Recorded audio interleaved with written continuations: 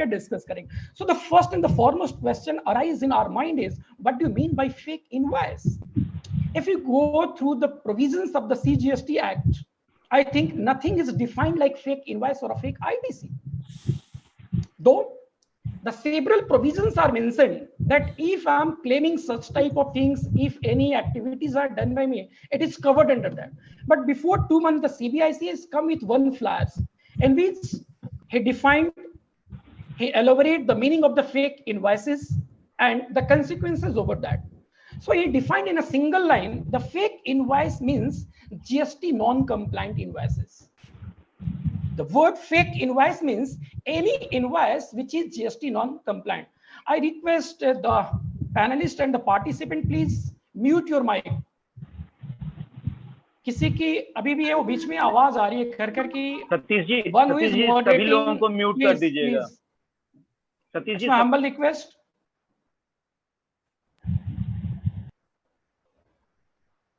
Please Satish ji या सभी लोग प्लीज अपने आप को म्यूट कर लें.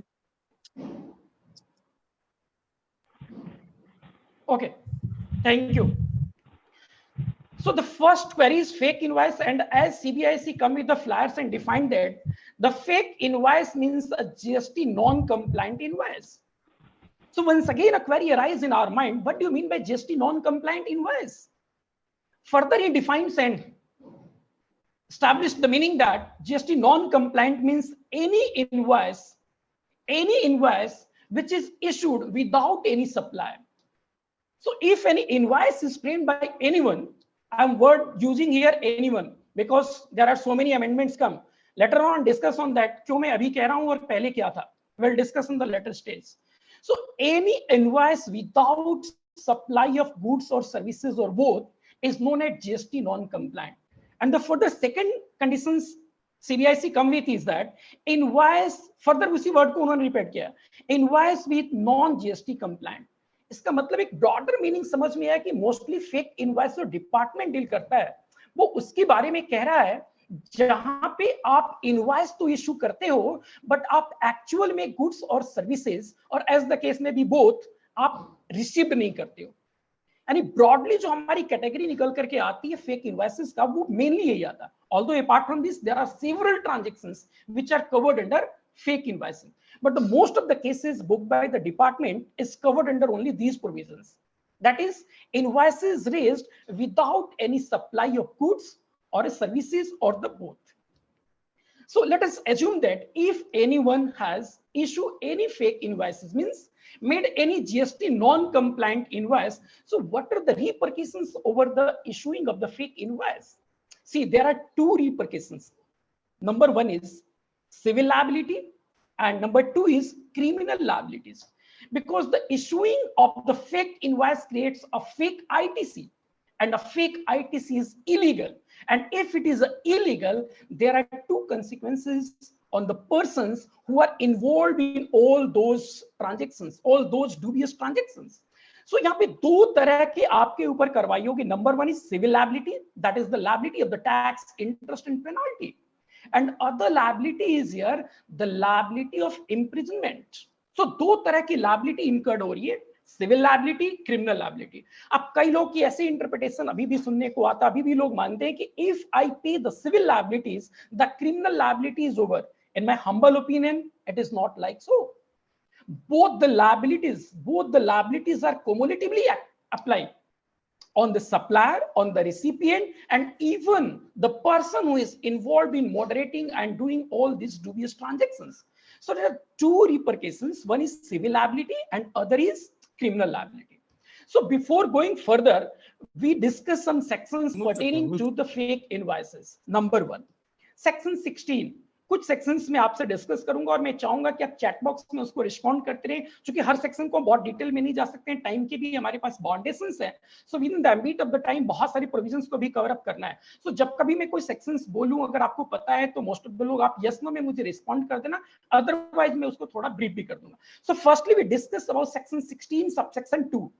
Although 16 to 21 discuss about the ITC, but we will only discuss section 16 subsection 2 because this is the conditions through which the recipient is eligible to get the credit of the ITC. Section 16 subsection 2, I think most of the लोग जानते भी होंगे, further चूंकि important है तो इस point को मैं डिस्कस करूं आपसे। Clause A, what clause A states, if you want to claim the ITC, you must have an invoice in your hand. Means there must be a tax invoice. If you do not possess any tax invoice, you are not eligible for the credit of the same. So the first and the foremost condition for claiming of the ITC, whether it is a fake or a genuine, it is a immaterial. We'll just cover on the point how it is a fake or not. So for claiming of the ITC, the first and the foremost condition is that there must be a tax invoice in the hands of the recipient. It means the person who is claiming the ITC. Number 2, has actually received the goods and services. See, if I have any tax invoice in my hand of the service, so definitely I have to receive actually that service. And that is the point lacking in most of the cases. And that I have previously discussed to you in the flash that CBIC come with. Any invoice issued without actual supply. So that I'm discussing about the clause B of section 16 subsection 2. If any person is issuing invoices and the person who is claiming that ITC does not receive actual supply of that service or a goods or a both, as the case may be. So in that situation, if a person is not actually receiving the goods, actually receiving the services, then the person who is claiming the ITC is not supposed to eligible for the claiming the same. C condition. C condition states that clause C of the section 16 subsection 2 states that if you want to claim ITC, definitely you have possessed a tax invoice issued by the supplier. So supplier must pay tax over that supply. So the one query I asked to all the participants and all the panelists here, if a supplier is paying tax over that, because one of the condition clauses states that if you want to claim the ITC of that taxes, then your supplier must pay taxes. So may I know through which return the supplier made payment of tax? Chat box में मुझे reply चाहिए. Name the return through which your supplier made the payment of tax, because clause C states that if you want to claim the ITC, your supplier must pay tax over that. GSTR 3B, well done, very good, thank you very much. हम यहाँ GSTR 1 की बात नहीं कर रहे हैं, और for your kind information में हर जगह ये बोलता हूँ और आपको भी ये बोल रहा हूँ, GSTR 1 is not a return. GSTR 1 is not a return. Because जब हम रिटर्न की बात करते हैं तो सेक्शन 39 कवर्ड होता है, और सेक्शन 39 में कभी GSTR 1 का चर्चा नहीं है. हम अभी बात करेंगे डबल क्लॉज ये जो इंसर्ट किया है फाइनेंस बिल 2021 में, बट हम पहले प्रीवियस लॉ को समझते फिर उसमें अमेंडमेंट को हम इंसर्ट करते हैं. इट मींस दैट बिल्कुल सही जवाब है 3B, आपके सप्लायर के द्वारा 3B फाइल्ड होना चाहिए. So being a recipient, I think I have no any tool, no any portal or any way through which I come to know that whether my supplier has made the payment or not. Means supplier ने मेरा 3B file किया है कि नहीं है ये मुझे पता नहीं है, but yes, it is one of the condition for the availment of the credit and utilization of that credit. Your supplier must tax over that supply. So जो आपके हाथ में टैक्स इनवॉइस था, आपने एक्चुअली रिसीव किया था, उस invoice पे आपकी सप्लायर के द्वारा टैक्स की पेमेंट एक्चुअली होना चाहिए. अगर एक्चुअल में टैक्स की पेमेंट नहीं होती है तो आप उस आईटीसी को क्लेम नहीं करते. And the last condition is that if being a recipient I want to claim that ITC, the last condition for the availment of that ITC is that I have to claim in my return. Once again, I'm using clause D of section 16 subsection 2. For claiming of the ITC, I just claim that amount of ITC in my return. In my return it means 3B. Although 3B भी शुरू में डेबेटेबल था, law में 3B की चर्चा नहीं थी. Honourable Gujarat high court ने इसको कहा था कि रिटर्न ही नहीं है. After that the government has come with the amendment and now 3B is a return. So मैं उस मुद्दे पे नहीं डिबेट पे नहीं जा रहा हूं क्यों था नहीं था, but now all of us and even government और even law confirm that 3B is a return. So being a recipient, मुझे भी 3B में उस ITC को क्लेम करना है.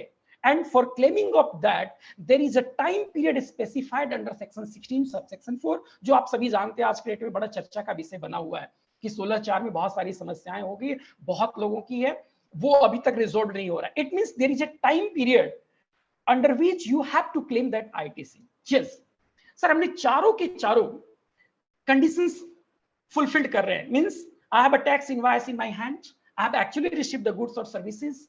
My supplier has paid tax over that, and I have claimed that ITC in my return within the specified period as prescribed under section 16 subsection 4.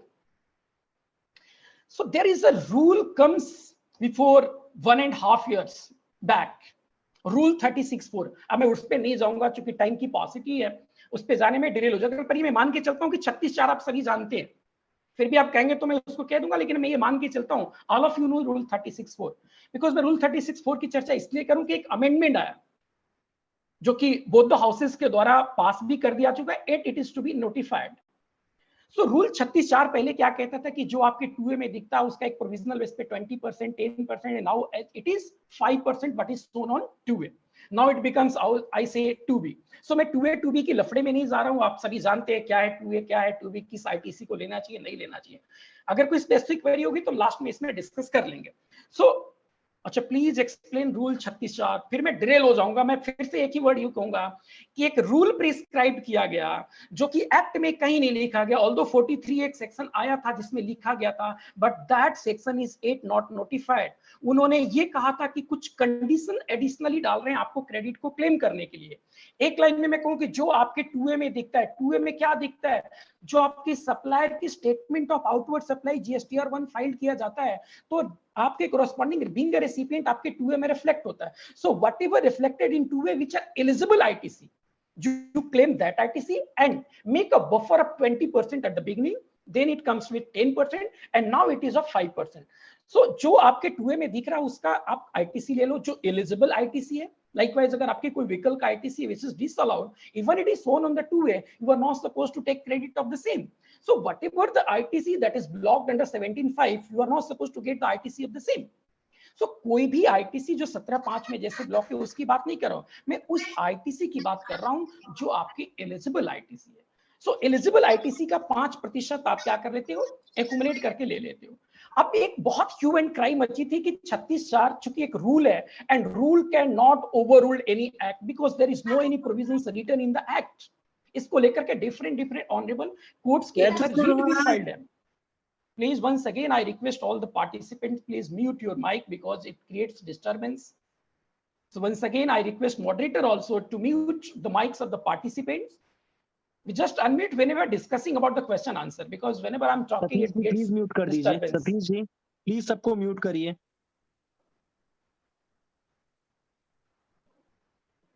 And I request our members to please mute themselves.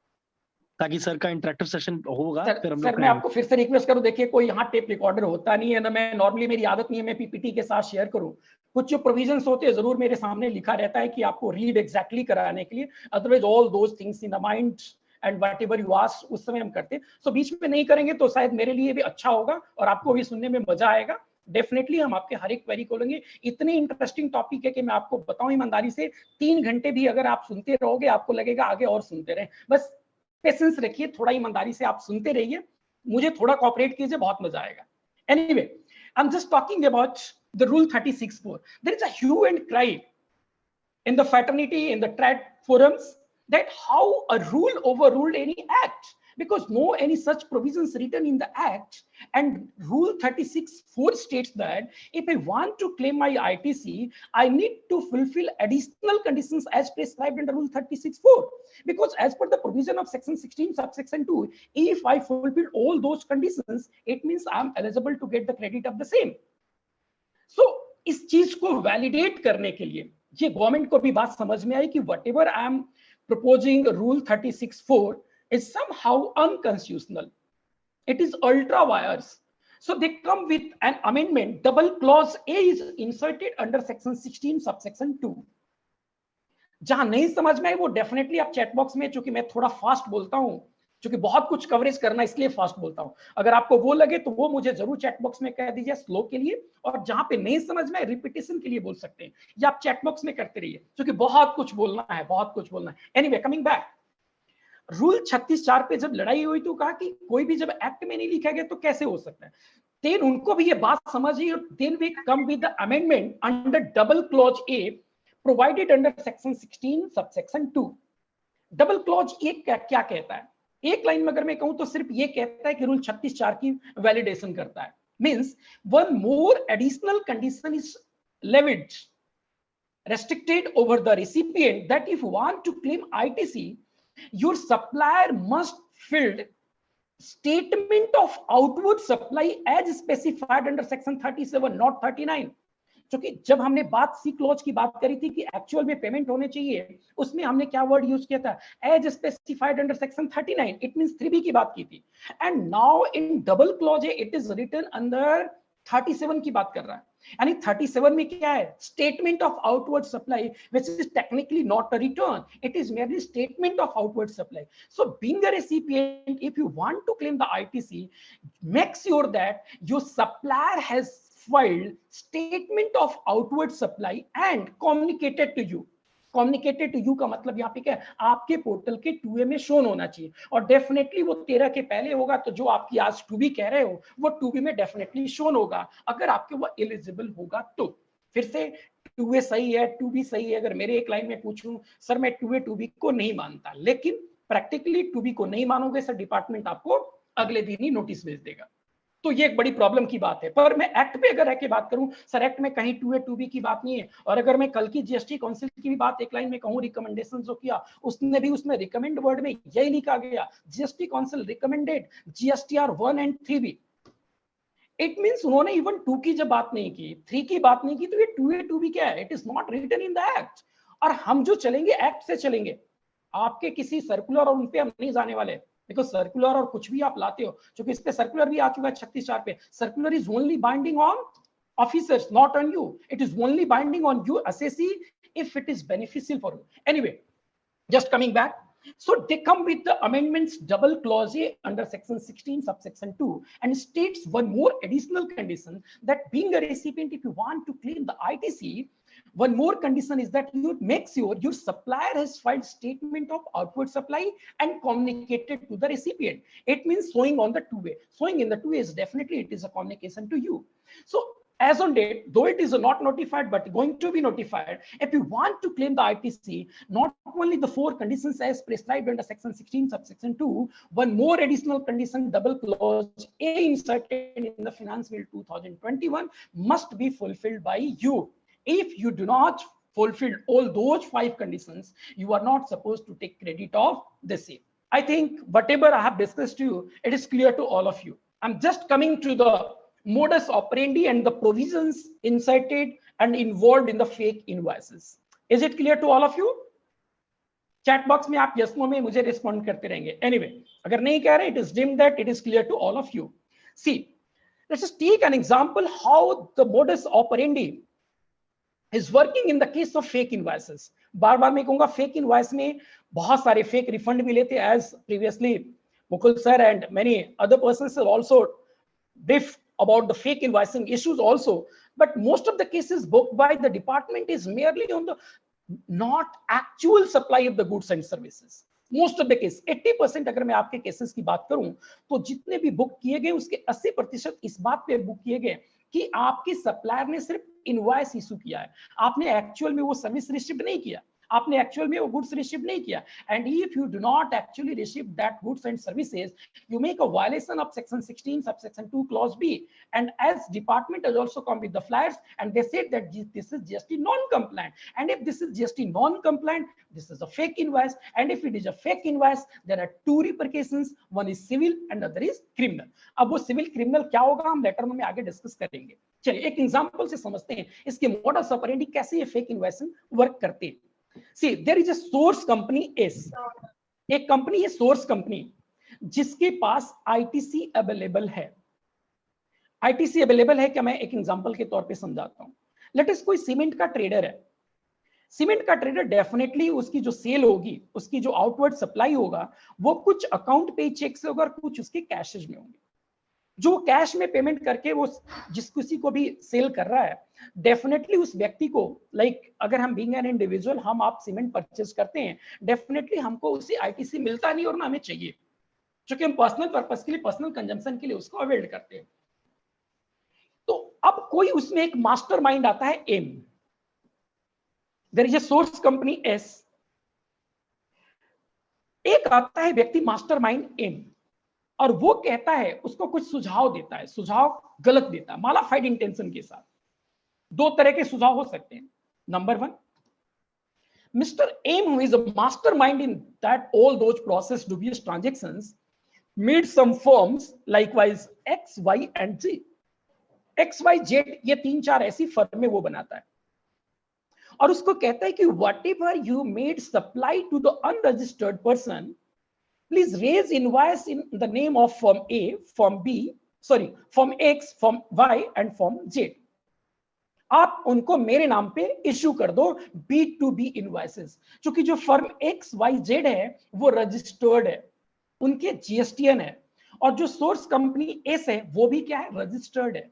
So whatever the supply made to the unregistered you shown on your GSTR1 to me, and XYZ made corresponding payment to the account of source company S. So one more condition, that the payment must be made within 180 days, वो भी satisfied हो गया। What they do? A makes further invoices and issuing further invoices to the recipient company R. How many persons involved here? There is a source company S. There is a person mastermind. Mastermind वो कोई भी हो सकता है, कोई professional, कोई non-professional, any person who has created some dubious firm XYZ with the aid of A, B, C, D, E. अब मैं बात करूंगा यहाँ A, B, C, D कौन है।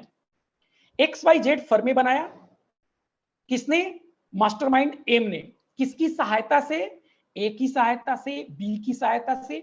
A यहाँ पे हो सकता है कि कोई प्यून हो, कोई रिक्शा वाला हो, कोई उसी का ड्राइवर ही क्यों ना हो, उसको प्रोपराइटर बनाया, और उन प्रोपराइटर्स के नाम पे क्या बनाया, XYZ, इस तरह की फर्में क्रिएट किया, और उस एस कंपनी को कहा कि आप मेरे नाम पे इनवॉइसेस रेज कर दो। अब वो XYZ ने क्या किया, इनवॉइस किसको रेज किया, रेसिपिएंट कंपनी आर को। I think it is clear to all of you, जो मोडस ऑपरेंडी में समझा रहा हूं। अभी मैं, पहले ये होता था और अब ये मोडस ऑपरेंडी चेंज भी हो गया है। कहते हैं ना कि तुम डाल तो मैं पात। अभी मैं आऊंगा कि डिपार्टमेंट कैसे केस बुक करती है और क्या उसके पास टूल है, और तो कैसे जब लोगों को पता चल गया तो कहते हैं ना, चोरी करने वाला भी नया रास्ता ढूंढ लिया। तो ये एक पॉपुलर मोडस ऑपरेंडी अब तक के जो केस बुक हो गए मोस्टली केसेस में यही हुए कि जो XYZ है ये फर्में नॉन एग्जिस्टेंट फर्म कहलाती है। अगर मैं कहूं डिपार्टमेंटल भाषा में तो ये फेक फर्में हैं, बोगस फर्में हैं, and there is a tool designed by department that is known as BIFA tool. I think most of us are not familiar with this because हमें बीफा टूल्स मिलता नहीं है और हमें अवेलेबल नहीं होता है। Business intelligence fraud analysis tool, it is specifically formed for the unearthing of, busting of the fake firm। उनके पास एक टूल है, उस टूल में जैसे हमने X का कहा ना, X का GSTN number, once they fit, they come out the traits of all the features of the X and then come to know that this is a non-existing firm, it is a fake firm। और फिर उस पे वो search करते हैं। हम search पे अभी आगे लेटर स्टेज में 67 की भी डिस्कशन करेंगे। मैं एक मोडस ऑपरेंडी आपको समझा। एक सोर्स कंपनी एस है, एक मास्टरमाइंड है जिसने XYZ फर्में बनाया, उस मास्टरमाइंड का एड करने वाले, मदद करने वाले कुछ लोग हैं ए बी वो लोग हैं। अब मैं CD पे नहीं जा रहा हूं, ए बी वो लोग हैं जिनको पता है। सी मेन सीरिया इज वेरी इंपॉर्टेंट। ए और बी वो लोग हैं, उसके ड्राइवर और रिक्शा पुलर हैं जिनको पता है कि मेरे नाम पे वो मास्टरमाइंड ने फर्म बनाया है। और सी यहां पर एक कोई चार्टर्ड अकाउंटेंट है। सी को नहीं पता, C is merely a chartered accountant who issue a registration certificate, who help in the issuing of the GST registration. So being a professional, likewise मैं मुकुल सर को हमने कहा कि सर एक पटना में कोई एसएससी है जो GST का रजिस्ट्रेशन लेना चाहता है, डेफिनेटली मुकुल सर कहेंगे सर डेफिनेटली ये तो मेरा काम है, being a professional मेरा ये काम है कि मैं लोगों को GST नंबर दिलाऊं with the help of the documents that are required by the department. So C is a chartered accountant here who is unknowingly about the transactions done by M with the help of, with the aid of A and B. So A and B are the persons who is aiding Mr. A mastermind, but C is a person, as a professional who is unknowing those facts. But in the eyes of department की आंखों में अगर, नजरों में अगर बात करें तो कहता है C भी इसमें इन्वॉल्व है।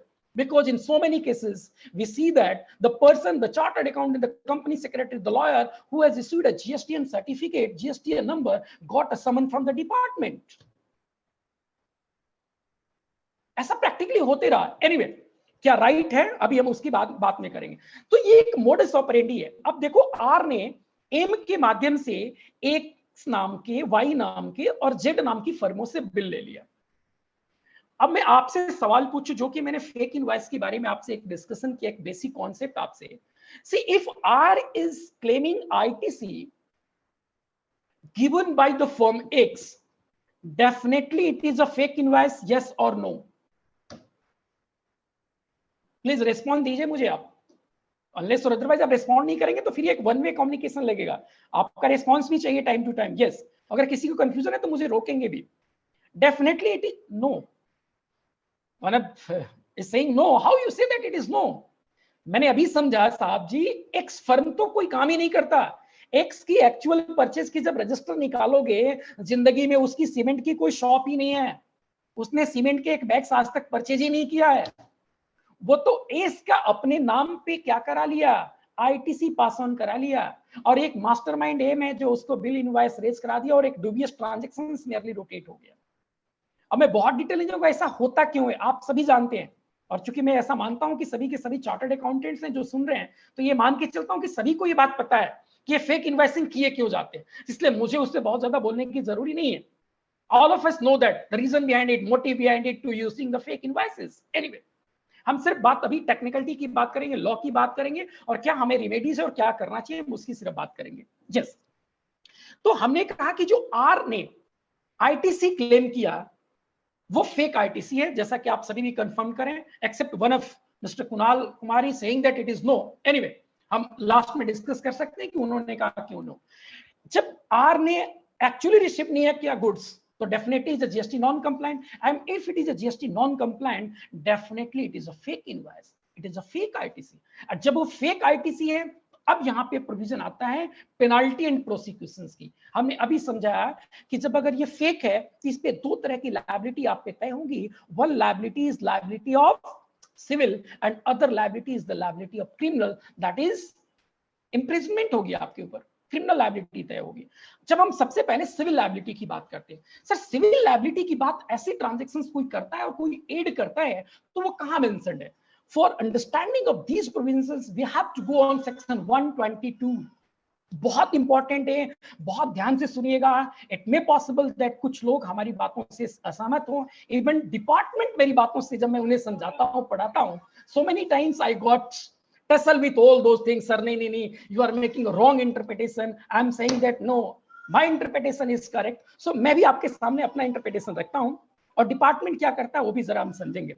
सुनिए, 122 कुछ सर्टेन ट्रांजैक्शंस की बात करता है कि अगर ये ट्रांजैक्शंस करोगे तो आप कवर होगे सेक्शन 122 में. अब जब मैं 122 की बात करूंगा तो एक वर्ड में आपसे इस्तेमाल करूंगा कि 122 की शुरुआत किससे होती है.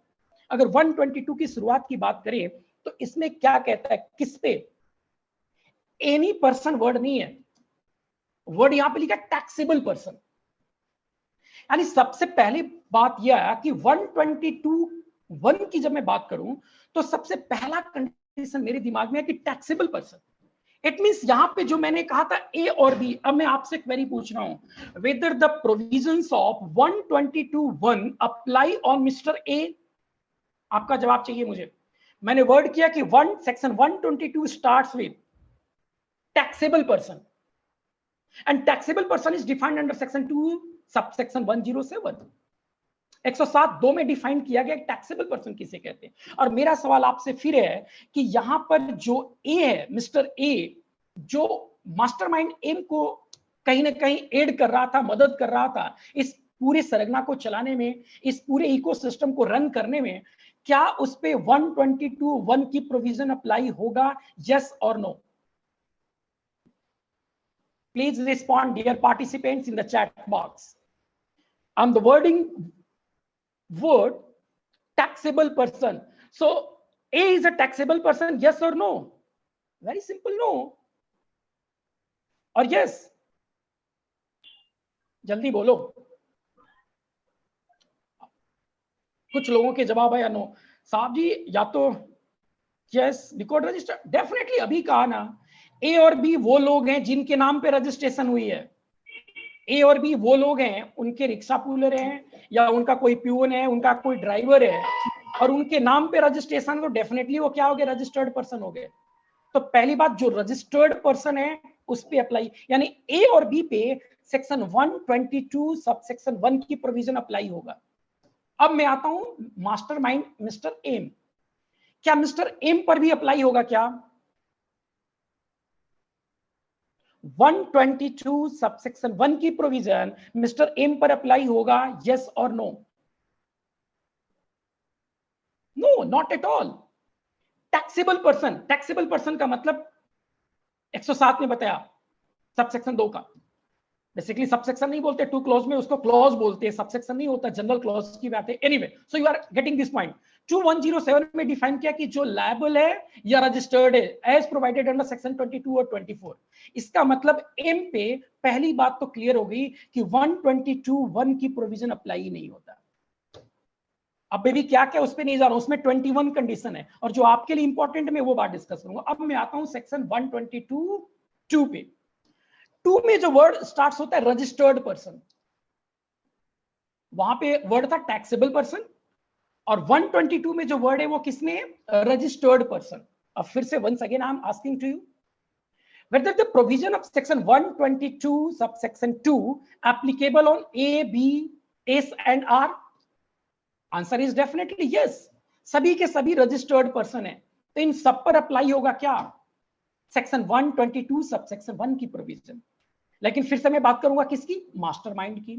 मास्टरमाइंड कोई है मिस्टर एम जो अनरजिस्टर्ड है, पर्दे के पीछे, जो कहते हैं पियर्सिंग ऑफ कॉर्पोरेट वेल, हमने पढ़ा होगा कंपनीज एक्ट में।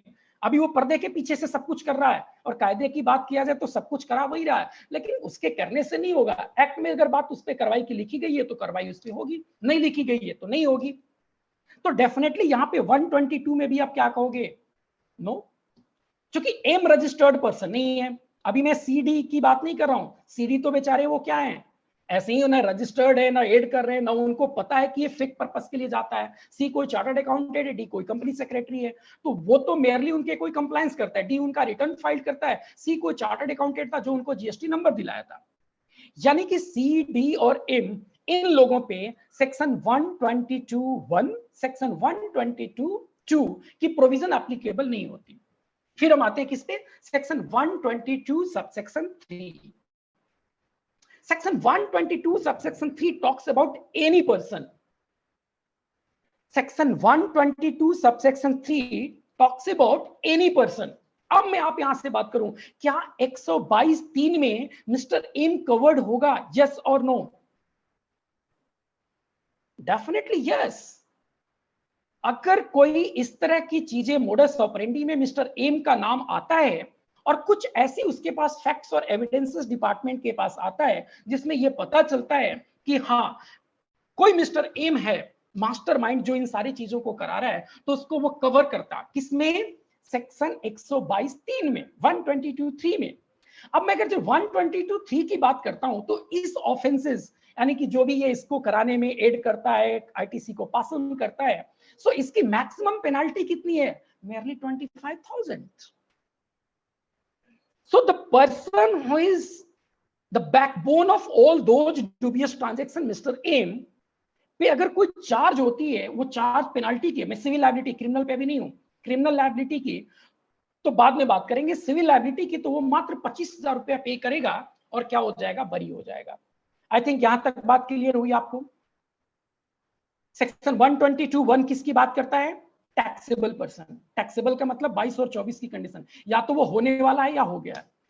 2 किसकी बात करता है, रजिस्टर्ड पर्सन, ऑलरेडी उसके पास रजिस्ट्रेशन है। 3 किसकी बात करता है, कोई भी अदर पर्सन, जो यहाँ पे ए, बी और सी, डी थे, यानी कि 122(3) में सभी लोग कवर होंगे, उन पे 25,000 की पेनल्टी। और मैं सी की बात करूं तो सी पे पेनल्टी नहीं लगेगा, रीजन बीइंग उसका इंटेंशन कोई मालाफाइड नहीं है, वो एक प्रोफेशनल एंगेजमेंट में एक जीएसटी नंबर दिलाया, वो अलग बात है कि उस जीएसटी का आगे इस्तेमाल हो गया फेक आईटीसी को पास ऑन करने के लिए। सो नहीं सी पे, और डी कोई कंपनी सेक्रेटरी है जो उनकी जीएसटी की कंप्लायंस करता है। सो जीएसटी कंप्लायंस करना भी किसी तरह से कोई आपकी फेक का पार्ट नहीं होता है। और because C and D are not in a position to know all the modus operandi which is formed with the intention, with the malified intention to pass on the fake ITC. So C और D से तो बाहर है, hardly M फंसता और M भी फंसेगा तो कितना 25,000 की पेनल्टी देगा। ये तो पहले चला आ रहा था, लेकिन उससे पहले मैं आपसे 122 एक की कुछ कंडीशंस जो ऑफेंसेस किस पे अप्लाई होगा, S, R, A और B पे अप्लाई होगा, उनकी जरा हम बात कर लें कि वो कौन कौन सी ऑफेंसेस है और उन ऑफेंसेस की पेनाल्टी 132 में क्या क्या हो सकती है। सुनिए जरा ध्यान से। सबसे पहला सेक्शन 122(1) हमने क्या कहा, किस पे अप्लाई होता है, the person who is taxable person as defined under section 2107। सबसे पहला कंडीशन कहा कि supply without invoice, supply without invoice, इसको अगर मैं डिपार्टमेंटल लैंग्वेज में वर्ड यूज करूं, this is known as clandestine removal. कहते हैं ना कच्चे में, आमतौर पे इसको हम कहते हैं कच्चे में सेल परचेज करना। आपने बिल इशू नहीं किया, आप सिर्फ माल बेचते जा रहे हैं, डेफिनेटली पीछे आपकी परचेज भी वैसे ही कच्चे में रही होगी, यानी कैश में आपने परचेज किया और कैश में आपने सेल किया। Means supply without issuing of invoice is an offense covered under section 122 subsection 1 clause I. I think it is clear to you.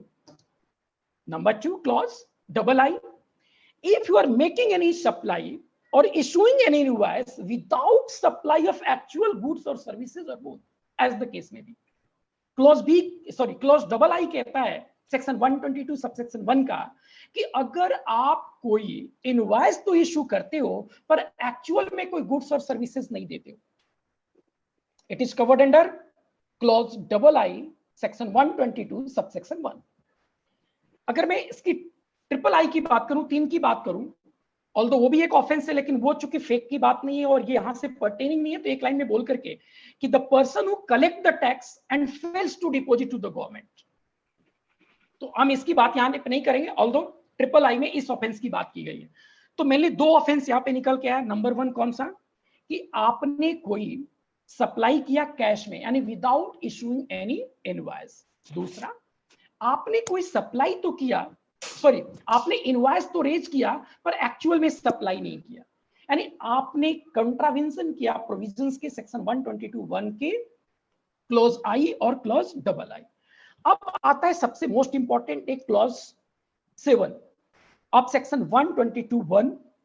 वो क्या कहता है, utilizing of the ITC without actual receipt of the goods and services. आपने actual में receive नहीं किया service, actual में receive नहीं किया गुड्स और आपने आईटीसी क्लेम कर लिया। इन अदर वर्ड्स में कहूं, it is a violation of section 16 subsection 2 clause B, जो कि हमने आपसे पहले डिस्कस किया। यानी दोनों बातें सेम है, सेक्शन 122 सबसेक्शन 1 क्लॉज 7 क्या कहता है, वही बात कहता है जो कहां पर लिखी गई है, सेक्शन 16 सबसेक्शन 2 किसमें, क्लॉज बी में बात लिखी गई। यानी मेजरली मैं कहूं तो 3 ऑफेंसेस यहां पे मुझे निकल कर आया। एक, आपने क्या कर दिया, कच्चे में माल बेच दिया। दूसरा, आपने सिर्फ इनवॉइस इशू कर दिया। तीसरा, आपने बिना एक्चुअल रिसीविंग किए हुए गुड्स और सर्विसेज का आईटीसी क्लेम कर लिया। ये हमारे ऑफेंसेस हैं और अगर ये आप ऑफेंसेस करते हो तो आपके ऊपर एक जनरल पेनल्टी लगती है। ये बहुत हैवी पेनल्टी नहीं, जनरलाइज पेनल्टी है। हाउएवर, अगर आपकी इस तरह की ट्रांजैक्शंस के करने में आपकी आईटीसी की इन्वॉल्वमेंट 5 करोड़ से ऊपर हो जाए, बहुत इंपॉर्टेंट है ये प्रोविजन ध्यान से रखना। जनरल में आप तो बहुत ही 10,000 तक की पेनल्टी में आप रह जाते हो, लेकिन अगर आपकी ट्रांजैक्शंस पे डुबियस ट्रांजैक्शन करने में आईटीसी की इन्वॉल्वमेंट कितनी होती है, 5 करोड़ की से ऊपर, 5 करोड़ नहीं, अबव 5 करोड़, तो सिविल लायबिलिटी की बात कर रहा हूं यहां पे। Civil liability number 1, it is covered under section 74। I think 74 आपको पता होगा, हम आगे डिस्कस थोड़ा सा कर लेंगे जब अभी कोई केस लेंगे तो। आपको 74 में कवर किया जाएगा। आप फेक आईटीसी लिए हो, पूरा जितना आपने टैक्स 5 करोड़ पे किया उतना पूरा क्या करो, रिवर्स करो, उस पे इंटरेस्ट पे करो आप। अब सवाल इंटरेस्ट को लेकर के भी 18 और 24 का है, डिपार्टमेंट 24 मानता है। टाइम बचेगा तो इसको भी डिस्कस कर लेंगे और मैं अपना ओपिनियन दूंगा कि 24 नहीं 18 भी हो सकता है, किस परिस्थिति में हो सकता है, लेकिन चूंकि फेक पे भी डिस्कस कर लेंगे, टाइम बचे तो मुझे लास्ट में याद दिला देना आप। Number third, if you want to voluntarily make the payment of the same at the time when you got notice, sorry, summon under section 70 or through the search as done under section 67, you merely pay the penalty amount 15% of the actual tax. यानी 5 करोड़ से ऊपर है तो आपकी civil liability तो हर हाल में तो जो जितना बनती ही जा रही है, या ये पे कर दो, नहीं तो वहीं पे आपकी क्रिमिनल लायबिलिटी अरेस्टिंग की हो जाती है। मतलब ये कहता है कि 5 करोड़ पे तो हम दोनों ही अप्लाई कर देंगे, आपकी सिविल भी और क्रिमिनल भी कर देंगे। 5 के नीचे हो तो जो टैक्स है वो दो, 24% से आप इंटरेस्ट दो। At a time voluntary close करना चाहते हो तो आप क्या कर दो जी, 15% की मिनिमम पेनल्टी पे कर दो। अदरवाइज सोकोज होगा तो उसके 30 दिन के अंदर 25% पेनल्टी, और जैसे ही 30 डेज क्रॉस करेगा तो पेनल्टी भी 100% बन जाता है। एनीवे, अब चूंकि एडजुडिकेशन का मैटर है 70, 73, 4 हम आगे बढ़ेंगे। अभी जरा हम फेक वाले पॉइंट को और डिस्कस करें, फिर हम 73, 74 पे भी जाएंगे और 83 पे डिस्कस करेंगे। और एक बहुत इंपॉर्टेंट जजमेंट सुप्रीम कोर्ट ने दिया राधा कृष्ण का, बहुत ही beautiful judgment justice D Y Chandrachud का, वो भी मैं आपसे डिस्कस करूंगा। अभी हम बात कर रहे थे कि हमारे ऊपर अप्लाई होगा क्या क्या। हमने कहा कोई मास्टरमाइंड है। अब वो मास्टरमाइंड मान लेते हैं हाइपोथेटिकली कोई चार्टर्ड अकाउंटेंट है। आए दिन हम मीडिया में देखते रहते हैं, इलेक्ट्रॉनिक मीडिया में, सोशल मीडिया पे, न्यूज़पेपर्स में, कि आज यहाँ फला चार्टर्ड अकाउंटेंट, आज यहाँ फला चार्टर्ड अकाउंटेंट गिरफ्तार हो गया। पहली बात, मैं एक रिक्वेस्ट करूंगा आपके मैनेजमेंट कमेटी पटना ब्रांच से कि जब कभी भी सर ऐसी न्यूज आए, मोस्ट ऑफ द केसेस में हम ये देखते हैं कि जिस व्यक्ति को डिपार्टमेंट मास्टरमाइंड चार्टर्ड अकाउंटेंट बताता है, प्रैक्टिकली वो चार्टर्ड अकाउंटेंट होता ही नहीं और अगले दिन अखबारों में छप जाता और सब लोग देखते हैं। तो कहीं ना कहीं वो एक हमारी फैटर्निटी की, हमारी जो एक गरिमा है, उसको एक नेगेटिव छवि प्रस्तुत किया जाता है। तो मैं आप सभी से रिक्वेस्ट करूंगा, लगभग हर जगह में जाता हूं तो ये कहता हूं, अगले दिन अगर आपको लगता है कि जिस व्यक्ति का नाम आपके प्रिंट मीडिया में, इलेक्ट्रॉनिक मीडिया में और जहां पर भी ये गया है, आप उसका सर काउंटर एक प्रेस रिलीज जरूर दीजिए कि नहीं, जिस व्यक्ति को आप चार्टर्ड अकाउंटेंट कह रहे हैं वो चार्टर्ड अकाउंटेंट नहीं है। इफ सो, क्योंकि मोस्ट ऑफ द केसेस हमने ये देखा कि जिस मास्टरमाइंड को वो चार्टर्ड अकाउंटेंट बताते हैं, वो कभी सीए कर रहा होता है या सीए का कभी वो सहायता कर रहा हो, कभी उसका आर्टिकल रहा हो। It doesn't mean that they are a chartered accountant. So 80% case में आपको कह रहा हूं, जिसको चार्टर्ड अकाउंटेंट डिपार्टमेंट कह रहा है वो चार्टर्ड अकाउंटेंट नहीं होते। दो कुछ लोग चार्टर्ड अकाउंटेंट भी होते हैं, तो वो हैं तो हैं। So if he is wrong, पर मैं उससे भी आऊंगा, चार्टर्ड अकाउंटेंट है तो कोई गुनाह नहीं किया, उसके भी अभी बचने के उपाय बहुत सारे, वो हम आगे बढ़ रहे हैं। यानी कि सबसे पहले जिस मास्टरमाइंड की बात करें, हमने मान लिया हाइपोथेटिकली वो चार्टर्ड अकाउंटेंट है। अब मैं आपसे पूछना चाहता हूं, सर क्या वो चार्टर्ड अकाउंटेंट 122(1)(2) में कवर है या ना? 3 में कवर है। और जब 3 में कवर है तो सर उस पे मैक्सिमम पेनाल्टी क्या लगाओगे? 25,000। सिविल लायबिलिटी से तो ओवर हो गया वो जो मास्टरमाइंड है 25,000 रुपए देकर के बाहर हो गया। अब उसको कुछ करने की जरूरी नहीं है। अब इसके अदर हैंड आते हैं क्या? Criminal liability. यानी कि जब हम पनिशमेंट की बात करते हैं तो वहां रीड करना पड़ेगा हमें 132 क्या कह रहा है। 132 जैसे हमने कहा कि पहला 122(1)(I) वाला है, उसके कोरस्पॉन्डिंग जो पनिशमेंट की बात की गई 132(1)(A) में की गई है। सिमिलरली 122(1)(II) की बात 132(1)(B) में की गई है। सिमिलरली हमने एक बात की आपको, जो कि टैक्स ले लेते हो और पे नहीं करते हो, वो डी में की गई है, जिसकी अभी कोई जरूरी नहीं है। ये एक प्राइमरी ड्यूटी होती है कि अगर आप किसी से टैक्स कलेक्ट करते हो तो चूंकि एक इनडायरेक्ट टैक्स है तो वो आपने कलेक्ट किया तो आपका नहीं है, आपको हर हाल में उस टैक्स को पास ऑन करना है किसको? गवर्नमेंट को, सब्जेक्ट टू जो आपकी वेस्टेड राइट आईटीसी की उसको सेटअप करने के बाद। अब लास्ट जो हमने कहा कि अगर आपने यूटिलाइज किया ITC without receiving of the goods and services, तो वो किस पनिशमेंट में कवर होता है? 1C में। और कहता है कि अगर आप इन तीनों में से, यानी कि जो हमने बताया तीसरा वाला कि टैक्स कलेक्ट करके जमा नहीं कराया, उसकी तो छोड़ दो, यानी 3 जो ब्रॉडर लेवल पे हमें निकल के आया, हमने सिर्फ इनवॉइस किया, हमने गुड्स भेजा ही नहीं, और हमने कोई ऐसी आईटीसी क्लेम किया जिसमें एक्चुअल सर्विसेज नहीं किया, तो ये सभी 132 के 1A, B और C में कवर्ड है। और 1A, B, C में कवर्ड है तो डेफिनेटली कौन कवर्ड होगा? S कवर होगा, R कवर होगा और A और B कवर्ड होगा। यहां पे कवर नहीं होगा M, यहां पर कवर तो C और D हो ही नहीं सकता, यानी कि वो उससे बाहर आ गया। यानी तो बड़े बल्ले बल्ले है सर, ये तो बड़े मजेदार कानून बता दिया आपने कि हम फर्मे बनाएंगे, फेक आईटीसी पास ऑन कराएंगे और डिपार्टमेंट मुझे कर ही नहीं पाएगा कुछ। साहब जी ऐसा नहीं, डिपार्टमेंट ने n number of cases book किए हैं, n नंबर लोगों को अंदर भी कर दिया है, लोग 60 डेज के रह करके फिर बाहर आए, चूंकि चार्जशीट नहीं हुआ तो सीआरपीसी की प्रोविजन कहता है कि अगर चार्जशीट नहीं दिया गया तो भाई उसको एक उसका कॉन्स्टिट्यूशनल राइट है, आपको बेल देना पड़ेगा, तो कंपलसरी बेल मिल जाता है। पर सभी के सभी वो चल रहा है, रुक जाइए। Yes, I do agree. Whatever the provisions written as on the date of the 1st of July 2017, yes, there is a loophole in that law. And the government and the department comes to know that loopholes, and they come with the most important amendment, section 122(1) capital A. बहुत ध्यान से सुनिएगा। यानी पहले की cases बहुत सारे, मैं सभी केसेस की बात नहीं कर रहा हूं, डिपार्टमेंट ही बहुत शातिर है, वहां आपसे सब कुछ एक्सेप्ट करा लेता है और सब कुछ रिटर्न, और आपने रिट्रैक्शन नहीं फाइल किया तो डेफिनेटली वो एक एविडेंस बन जाएगा। लेट अस सी ऑनरेबल कोर्ट्स की जजमेंट क्या आते हैं। पर मैं दावे के साथ कह सकता हूं कि जिसने भी स्मार्टली इस चीज को हैंडल किया वो सभी के सभी इससे बाहर हो जाएंगे, because these are the penal provisions and penal provisions can never be amended retrospectively. Penal provisions की रेट्रोस्पेक्टिव अमेंडमेंट नहीं हो सकती। जब रेट्रोस्पेक्टिव अमेंडमेंट नहीं हो सकती तो जो हम आगे की बात अभी करने वाले हैं वो तो अप्लाई नहीं होगा। So the government come with an amendment and insert clause 1 capital A under section 122। 122(1)(a) amendment किया गया फिनांस एक्ट 2020 में, और इसका इफेक्टिव डेट है 1 जनवरी 2021 से। अब सुनिए जरा क्या कहा कि जो भी आपने ये मोडस ऑपरेंडी करने में जो मिस्टर एम इन्वॉल्व था ना, अब एक एग्जांपल में सी को कह लेते, शायद सी भी इन्वॉल्व हो। अभी हमने एग्जांपल में पहले लिया था कि नहीं, मरली उसने रजिस्ट्रेशन दिया, ऐसा हो सकता है कि सी का भी कोलूजन हो, C is also involve in that. So all those persons, any person who is involve in developing that ecosystem and aiding all those dubious transactions are covered under section 122(1) capital A। ये सभी के सभी लोग 122(1)(a) में अब covered हो गए, जो कि हमने पहले बोला था कि ये सभी के सभी लोग बाहर हो गए थे किस सेक्शंस के थ्रू, 122(3) में।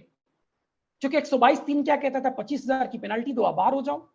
लेकिन उन्होंने क्या किया, इन सभी लोगों को मास्टरमाइंड एम और कोई भी है, उसका अकाउंटेंट है, कोई और भी पर्सन है, कोई चार्टर्ड अकाउंटेंट है, कोई कंपनी का डायरेक्टर है, कोई कंपनी सेक्रेटरी है, कोई एडवोकेट है, any person involved in all those dubious transactions are covered under the provision of section 122(1) capital A, which is effective from 1st of January। अब सुनो जरा, अब मैं मिस्टर एम की बात कह रहा हूं कि मिस्टर एम पे कोई प्रोविजन अप्लाई नहीं करूंगा। आज के डेट में वो एप्लीकेबल हो गया कि नहीं हो गया? एज ऑन डेट में चूंकि इफेक्टिव हो गया है, डबल क्लॉज ए जो आपको हमने पढ़ाया था 16(2) की, वो इफेक्टिव नोटिफाइड नहीं है। लेकिन जो 122(1) की प्रोविजन में आपसे डिस्कस कर रहा हूं, ये फाइनेंस बिल 2020 की अमेंडमेंट है और ये आज के डेट में क्या एप्लीकेबल है। इट मींस मास्टरमाइंड एम बचेगा नहीं। सर तो इसकी पेनाल्टी क्या है? 122(3) में जैसे 25,000 पे बच जाता था, यहां भी कुछ ऐसी छोटा मोटा पेनाल्टी देकर के बच जाएगा क्या? No, not at all. यहां पे 122(1) में जो पेनाल्टी की अमाउंट अब जो इंक्लूड किया गया है, which is just equivalent to the amount of tax evaded. यानी जितनी पेनाल्टी एस पे लगता, आर पे लगता और जो एक्स वाई फर्मे की जो प्रोप्राइटर हैं उन पे लगता, आज के डेट में अब मिस्टर एम जो है उस पर भी जो पेनाल्टी की अमाउंट है वो कितना होगा? It is just equivalent to the amount of tax evaded. यानी 122(1)(a) में अब आप कवर्ड हो गए कि आपने जो कुछ भी इस तरह की किया घटना, उसमें अगर मास्टरमाइंड कोई इन्वॉल्व है, वो कोई भी व्यक्ति हो सकता है जो कि रजिस्ट्रेशन से उसका कोई लेना देना नहीं था, लेकिन वो भी पेनलाइज्ड होगा। जो कि पहले पेनलाइज मेयरली 25,000 पे हो रहा था, आज के डेट में अब उसकी पेनलाइज की हम बात करेंगे तो वो कितने के बराबर होगा? It is just equivalent to the amount of penalty of the tax evaded, यानी 100% of the tax amount.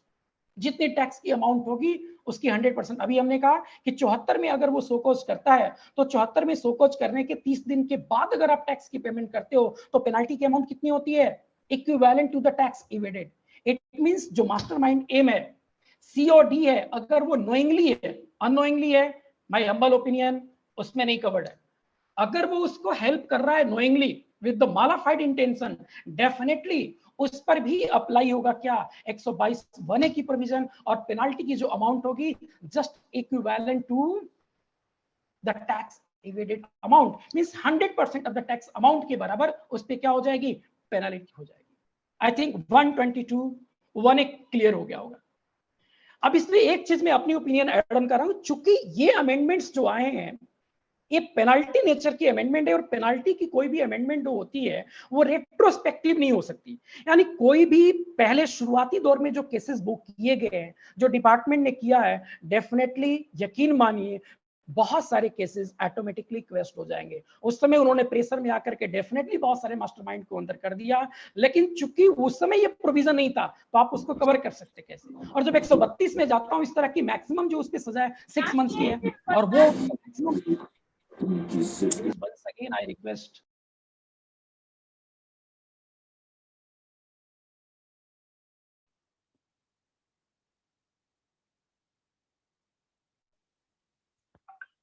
Satish ji, sir आप म्यूट हो गए सर, आप अनम्यूट कर लें सबको, सतीश जी सबको म्यूट।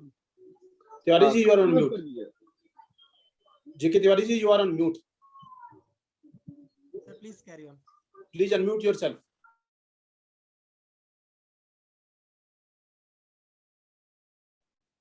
सर आपको अनम्यूट करना होगा सर। सर फिर से आप म्यूट है। Tiwari sir please. तिवारी जी दोबारा से अनम्यूट कर लीजिए अपने को। हाँ, जी जी, am I audible? yes yes. Okay. See, so while this provision is amended and provided in the CGST Act, definitely the person who has committed or whosoever makes such type of offenses are covered under 122(1) capital A. And one more amendment I say in 132, पर 132 जाने के पहले मैं एक section आपसे discuss करना चाह रहा हूं, और मुझे लग रहा है कि मेरे से ज्यादा आप ज्यादा जानते हैं, क्योंकि there are so many professionals who are expert in dealing in income tax. एक बहुत ही ब्यूटीफुल कह सकते हैं, और कह सकते हैं ड्रैकोनियन भी कह सकता हूं। दोनों ब्यूटीफुल इसलिए कह रहा हूं डिपार्टमेंट के एंगल से, और ड्रैकोनियन इसलिए कह रहा हूं प्रोफेशनल के एंगल से, और वो पर्सन जो इसमें इन्वॉल्व हो रहे हैं। Section 271 capital AAD of the income tax act 1961, शायद आप सभी जानते भी होंगे। 271 AAD सर, नहीं जानते तो मैं थोड़ा बोल भी दूंगा, वैसे मैं मान के चलता हूं कि आप सभी जानते हैं। सेक्शन 271 AAD कायदे की बात करूं, ये सेक्शन इनकम टैक्स का सेक्शन है सर, लेकिन अगर इसकी प्रोविजंस को पढ़ते हैं तो ये बिल्कुल लग रहा है कि इसका बनाने के पीछे इंटेंशन जो है वो जीएसटी की चोरी को रोकने के लिए है। कोई भी अगर फेक ट्रांजैक्शन किसी के बुक्स ऑफ अकाउंट में रिकॉर्ड होता है, और उस रिकॉर्ड करने में 2% फिर से वही कि जो उसको रिकॉर्ड करता है डेफिनेटली कोई एक रजिस्टर्ड पर्सन होगा, इनकम टैक्स में वो फाइलर होगा, और इसको करने के लिए कोई एक पर्सन इन्वॉल्व होगा, यानी यहां पर भी वो एक मास्टरमाइंड एम आ गया, वो 271 AAD 2 में कवर्ड हो गया। यानी मास्टरमाइंड भी कवर्ड हो गया, जो प्रोफेशनल हो सकता है, नॉन प्रोफेशनल हो सकता है, और जिस व्यक्ति ने उस फेक ट्रांजैक्शन को अपने बुक्स में रिकॉर्ड किया, उन दोनों के ऊपर लेट अस मैं एग्जांपल लूं, 1 करोड़ की कोई किसी ने फेक इनवॉइसेस लिया। फेक इनवॉइसेस का मतलब आपने समझ गया, लेट अस हमने जो सबसे मोस्टली डिपार्टमेंट बुक करता है कि इनवॉइस तो रेज कर दिया, एक्चुअल में वो सर्विस नहीं लिया या एक्चुअल में वो गुड्स नहीं लिया, तो डेफिनेटली अगर मैंने कहा 18% का वो आइटम है तो उस पर 18 लाख का टैक्स बन गया। तो अब उस रजिस्टर्ड पर्सन रेसिपिएंट को क्या करना पड़ेगा, 18 लाख का टैक्स पे करना पड़ेगा, 24% का इंटरेस्ट पे करना पड़ेगा, और उसी time at a time voluntarily अगर वो डिपॉजिट करना चाह रहा है तो 15% पेनाल्टी पे करके वो कहता है to buy peace of mind and don't going under litigation we are voluntary deposited so and so amount, और वो DRC 03 आप डिपार्टमेंट को पकड़ा देते हो।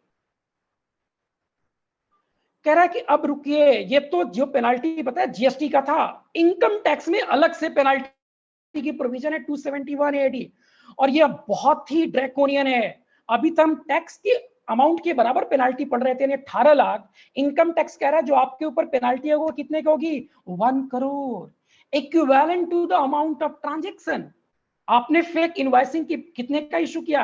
1 करोड़ का, तो आपके ऊपर पेनाल्टी कितना लेविड होगा? 1 करोड़ का होगा।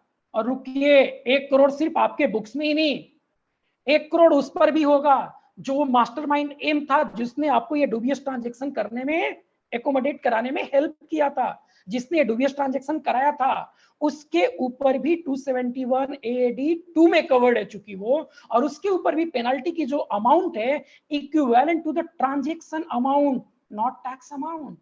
जीएसटी में भी हम जब बात कर रहे थे तो टैक्स अमाउंट की बात कर रहे थे, इनकम टैक्स ने कहा टैक्स अमाउंट नहीं, ट्रांजेक्शन अमाउंट की। यानी कि जो व्यक्ति आ रहे 1 करोड़ का बिल लिया, जरा सोचिए उसके ऊपर क्या क्या होगा। अगर वो ईमानदारी से करता तो क्या होता, और गलत है तो क्या होगा? 18 लाख का टैक्स भरेगा, 18 लाख पे जिस दिन उसने किया और जिस दिन केस बुक हुआ उतने दिन का 24% से इंटरेस्ट भरेगा। हमने मान लिया हाइपोथेटिकली, उसी समय उस व्यक्ति ने मान लिया वॉलंटरी, तो 15% पेनल्टी भरेगा। उसका दूसरा रिपरकेशन सुनिए जरा, इनकम टैक्स में 1 करोड़ के ऊपर उसके ऊपर पेनल्टी होगी, और सेक्शन 37 में वो एक्सपेंस डिसअलाउ होगा। टाटा टी की केस जब सुप्रीम कोर्ट का डिसअलाउड किया था डिपार्टमेंट का, गवर्नमेंट ने, कि any illegal expenses are not allowed, so definitely if this purchase is illegal, so illegal expenses are not allowed under income tax, so 37 में इस एक्सपेंस को ऐड बैक करेंगे, और जब ऐड बैक करेंगे तो आपकी प्रॉफिट भी बढ़ेगी। सोचिए 1 करोड़ की ट्रांजैक्शन करने के ऊपर क्या क्या लायबिलिटीज उस आर पे इन्वॉल्व हो गया, और वो जो पर्सन जितने इन्वॉल्व है उन लोगों पर भी इन्वॉल्व हो गया। So these are the provisions of income tax. यानी 271 AD की जो प्रोविजन बोला, ये सिर्फ इनकम टैक्स की है। जीएसटी में जो अभी भी पेनल्टी है वो टैक्स अमाउंट के बराबर है, वो टैक्स अमाउंट की बराबर अब एम पर भी लगेगा और CD पर भी लग सकता है, अगर वो मालाफाइड इंटेंशन से उनको एड कर रहा है, तो अदरवाइज वो एप्लीकेबल नहीं होगा। अब 132 पे आते हैं। 132 में भी सेम इंटरेस्टिंग पॉइंट मैं आपको कहूंगा, इसकी जो इफेक्टिव डेट है 1 जनवरी 20, यानी पिछले साल से ये इफेक्टिव हुआ है, और फिनांस एक्ट 2020 में इसकी बिल की प्रपोजल की गई थी। अब मैं यहां पर भी अगर मैं आपकी बात कहूं, अगर पिछले जितने भी ऑफेंसेस हमने बताया था, उन सभी ऑफेंसेस में मैक्सिमम जो एम था और COD नोइंगली कर रहा है, मैक्सिमम आपकी जो इम्प्रिजमेंट थी वो 6 मंथ्स की थी। क्यों? क्योंकि वर्ड को ध्यान से सुनिए, अगर आपके पास बुक है या गूगल कर सकते हैं तो गूगल कीजिए, और सेक्शन 132 पहले वाला पढ़िए और अब का पढ़िए। अगर पहले का साहब जी पढ़ोगे ना सर, आपको वहां पे वर्ड मिलेगा whoever का मेरा इंटरप्रिटेशन ही निकल के आ रहा है, RS, एम के बारे और सी के बारे में नहीं निकला, और ये सरकार को भी समझ आया। इसीलिए तो उन्होंने फिनांस बिल 2020 में, जो कि इफेक्टिव 1 जनवरी 20 से हो चुका है, उन्होंने वर्ड को चेंज किया और कहा whoever तो लिखा ही लिखा उसमें कि whoever any person retains the benefit of the taxes or the transaction, or any person on whose instructions such type of transactions carried on। यानी 132 में मेयरली whoever लिखा था, जिसका इंटरप्रिटेशन मोस्ट ऑफ द लोगों का इंक्लूडिंग मी भी ये है कि whoever वही लोग हैं जो रजिस्टर्ड पर्सन है, जो टैक्सेबल पर्सन है, एम नहीं, सी नहीं, डी नहीं। ये बात 132 भी जो कह रहा है वो किसकी बात कह रहा है? जो रजिस्टर्ड पर्सन है, जो उसको क्लेम कर रहा है। जो कोई प्रोफेशनल चार्टर्ड अकाउंटेंट को आपने उठा के अंदर कर दिया है और वो आप उसको मास्टरमाइंड बता रहे हो, जबकि वो मेयरली हो सकता है कि वो अननोइंगली भी हो, और उसको भी डिपार्टमेंट ने नोइंगली एक्सेप्ट करा लिया। तो पहली बात की, अगर नोइंगली भी माने तो भी उस पर एप्लीकेबल नहीं होता है, क्योंकि ये प्रोविजन एप्लीकेबल 1 जनवरी से हो रहा है, यानी उसके पहले की कोई केसेस बुक किए गए, इनमें humble opinion it is not applicable over that. पर यस, आफ्टर दैट अगर आप करते हैं तो साहब जी आप इसमें कवर्ड हो गए। इसके पीछे मेरा लॉजिक क्या, बहुत ध्यान से सुनिए। जब कभी भी कोई अमेंडमेंट आता है ना साहब जी, तो उसमें एक MEB आता है, I think most of the us know, memorandum explaining the bill. जो 122 में भी अमेंडमेंट आया, उसके भी मेमोरेंडम एक्सप्लेनिंग द बिल को आप पढ़ेंगे, और 132 में भी जो है मेमोरेंडम एक्सप्लेनिंग द बिल को पढ़ोगे, तो उस मेमोरेंडम एक्सप्लेनिंग द बिल को पढ़ने के बाद ये मीनिंग समझ में आ रहा है कि सरकार पहले ऐसे मास्टरमाइंड को, जो इस ट्रांजैक्शंस को ऐड कर रहे थे, उनको कवर नहीं किया था। अब उनको समझ आया कि इनको भी कवर करना है, so we need to come with an amendment. So whatever the person involved as a mastermind or as any way through doing such type of dubious transactions are not covered under the provisions of section 122 or 132. It is only covered under the merely penalty of 25,000 and maximum imprisonment of the 6.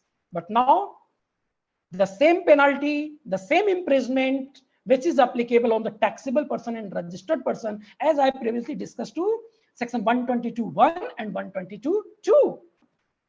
सो इस MEB पढ़ने से मुझे clear होता है कि नहीं, इनका intention ये था कि हम पहले रह गए थे और अब मैं कवर कर रहा हूं। तो जब आप ही कह रहे हो रह गए थे तो पीछे ने किसी ने फॉल्ट किया तो ऐसे ही बाहर हो जाएगा। अब सुनिए, एक और आपको एक दूसरी बात यहाँ पे बताता हूँ, प्रैक्टिकल पॉइंट।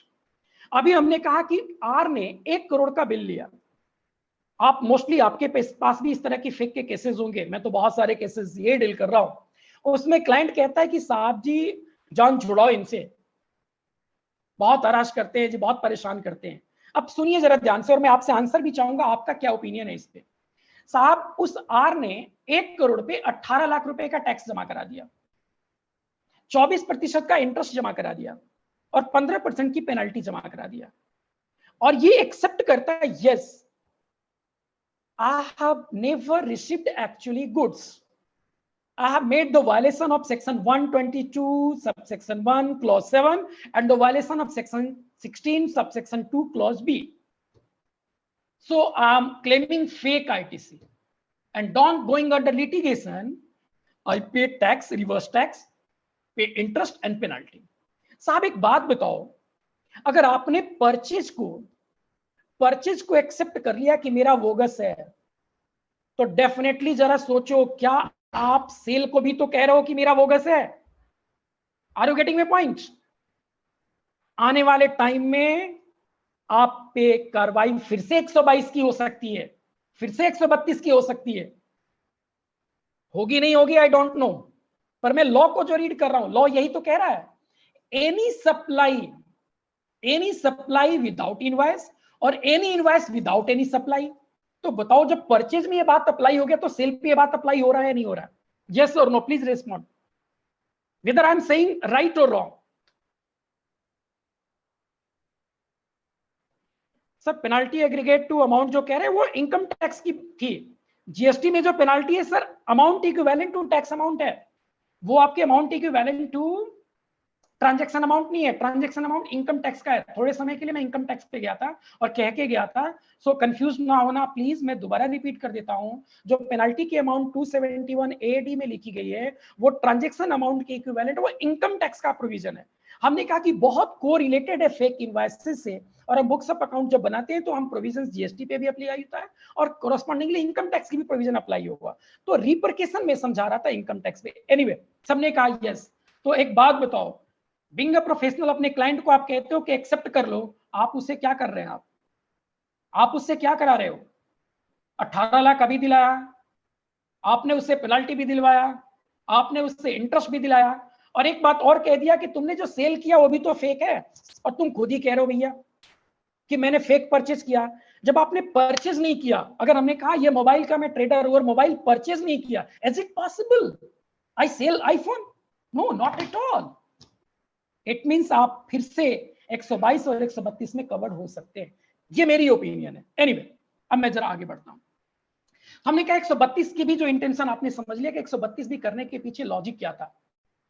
उनको लगा कि नहीं, हुएवर वर्ड लिखा और हुएवर की अलग अलग लोगों की इंटरप्रिटेशन अलग है। ऑल्दो जब मेरी डिपार्टमेंट से इस बात पे डिस्कशन होती है, वो कहते हैं कि साहब जी जो हुएवर की मीनिंग है, आप जरा जाइए ऑक्सफोर्ड की डिक्शनरी उठाइए और उसका एक बहुत लंबा चौड़ा लिटरल मीनिंग है, कुछ बहुत सारे जजमेंट्स है, उस कई सारे जजमेंट्स में इस तरह की बात कही गई है, हुएवर इंक्लूड एनी पर्सन। मेरा इस पे होता है यस, सो मेनी जजमेंट्स में इस तरह की बात जरूर निकल के आई है, लेकिन वो स्पेसिफिक सिचुएशन में बात कही गई है, जनरलाइज नहीं की गई है। सो इन जनरलाइज आप जो कर रहे हो, ये जनरलाइज तो अप्लाई नहीं होगा। This type of pronouncement are pronounced by the Supreme Court or Honorable High Courts are in a specific circumstances, और आप इसको जनरलाइज में ले जा रहे हो। दूसरा मेरा इस पे ये है, आप ही का एमईबी कहता है कि पहले वो रिटेन करने वाला बेनिफिट इसमें कवर्ड नहीं था, तभी तो आप इसमें बात ये लिख रहे हो, अदरवाइज कवर्ड होता है। So why you are coming with an amendment? आप रहने देते पुरानी लॉ को। तो मेरे दो ये लॉजिक है जो ये साबित करता है कि पुराने लॉ में वो बच के निकल जाएंगे। चलिए जी, अब एक बहुत ही इंपॉर्टेंट प्रोविजन आपसे डिस्कस करने जा रहा हूं और इसी से रिलेटेड मैं आपके सुप्रीम कोर्ट की एक जजमेंट भी डिस्कस करूंगा। अभी हमने एक मास्टरमाइंड एम की बात करा था, पर एक चीज ध्यान रखिएगा, हमने जो मास्टरमाइंड एम की बात किया था उस पे पेनाल्टी 122(1) एक ही एप्लीकेबल है। अभी जो डबल क्लॉज ए की बात पढ़ाई है वो एप्लीकेबल नहीं है। अब हमने कहा कि एस ने कोई सप्लाई दिया, आर ने उसको क्या कर लिया, क्रेडिट को अवेल्ड कर लिया। आप आए दिन देखते हैं डिपार्टमेंट बैंक अकाउंट अटैच करती है, प्रॉपर्टी की अटैचमेंट करती है। बहुत ही इंटरेस्टिंग और बहुत ही प्रैक्टिकल पॉइंट है, बहुत ध्यान से सुनिएगा, जाने समझ में मुझे रोक दीजिएगा। बहुत ही important and a very brilliant and beautiful judgment pronounced by honourable Supreme Court justice D Y. Chandrachud. I am big fan of him. कुछ ही ऐसे लोग हैं जिनकी जजमेंट पढ़ करके ना बहुत मजा आता है, वो लगता है कि वो लॉ को समझते हैं और वो किस तरीके से इंटरप्रेट करते हैं। मैं आपको डिस्कस कर रहा हूं उन्होंने क्या किया, लेकिन सबसे पहले मैं 83 को बताऊं, 83 की अमेंडमेंट को बताऊं, फिर मैं प्रोनाउंसमेंट ऑफ राधा कृष्ण पे जाऊंगा। सुनिए जरा ध्यान से, एक सवाल मेरा आप सभी से। मैंने कहा आर ने 1 करोड़ रुपए की कोई फेक आईटीसी अवेल्ड किया,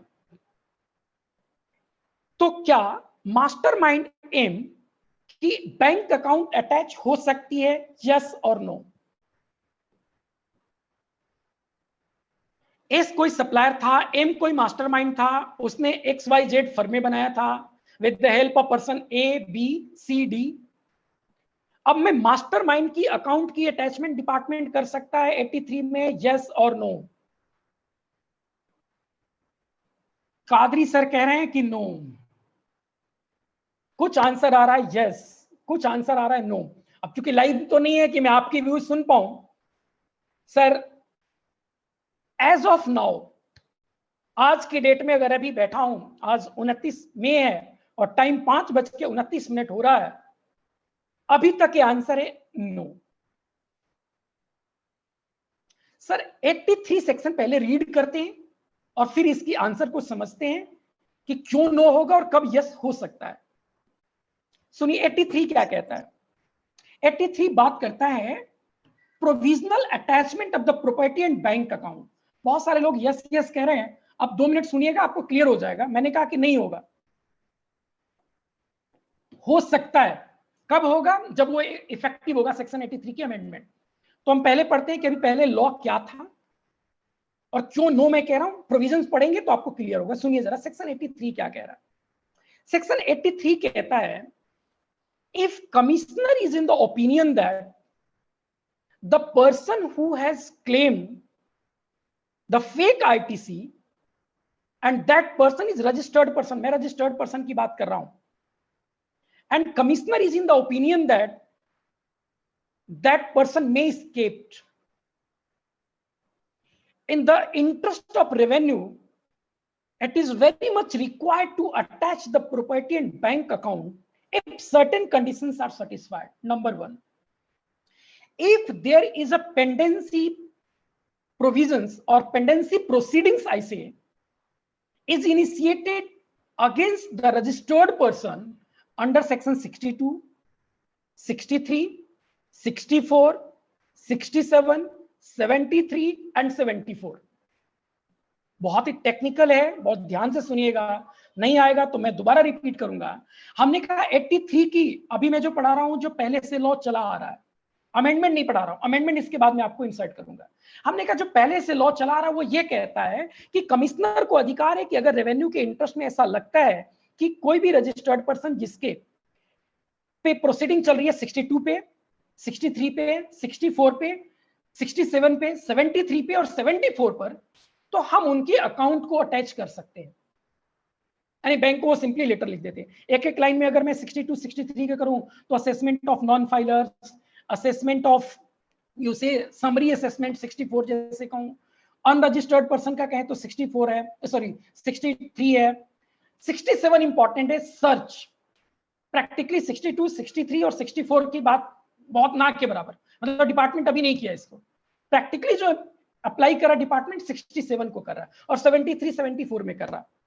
सुनिए जरा 67 क्या कहता है, सर्च।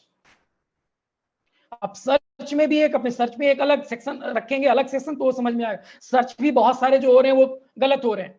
सर्च को लेकर के भी एक प्रिस्क्राइब रूल्स हैं प्रिस्क्राइब सीबीडीटी के द्वारा जैसे, उसी तरह सीबीआईसी के द्वारा भी है, और अगर वो फुलफिल नहीं होते हैं तो वो इम्पंग माना जाएगा।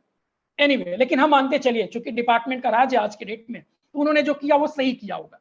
67 में किसी के यहाँ सर्च होता है, यानी कि प्रोसीडिंग इनिशिएटेड अंडर 67, जो एडजुडिकेशन हो रहा है उन पे सो कॉज हो रहा है 73 या 74 में, और कमिश्नर को लगता है कि इस व्यक्ति ने जो फेक आईटीसी लिया है वो बच सकता है, वो नॉट रीचेबल हो सकता है, और in the interest of revenue मुझे इसकी बैंक अकाउंट अटैच करना होगा। तो वो क्या करता है, बैंक अकाउंट अटैचमेंट को लेकर के उसके कॉरस्पॉन्डिंग बैंक को एक चिट्ठी लिख देता है और उसमें अपनी मैटर और सेक्शन कोट कर देता है। ध्यान से सुनिएगा, वो सेक्शन गलत कोट करते हैं। One of my client is having same problem. The commissioner wrote a letter to the bank, and a search was doing on the premises of the client.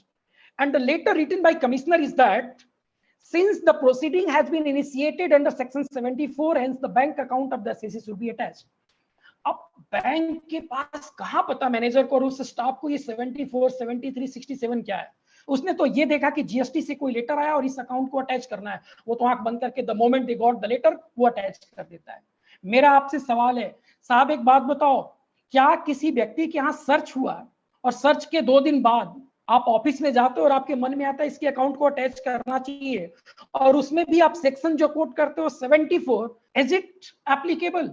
Is this provision of section 74 proceeding माना जाएगा कि नहीं माना जाएगा? कोई जवाब देंगे? Although थोड़ा टेक्निकल है, लेकिन बहुत सारे लोग जीएसटी पे प्रैक्टिस करते होंगे, जानते होंगे। All participants are requested to use name member any.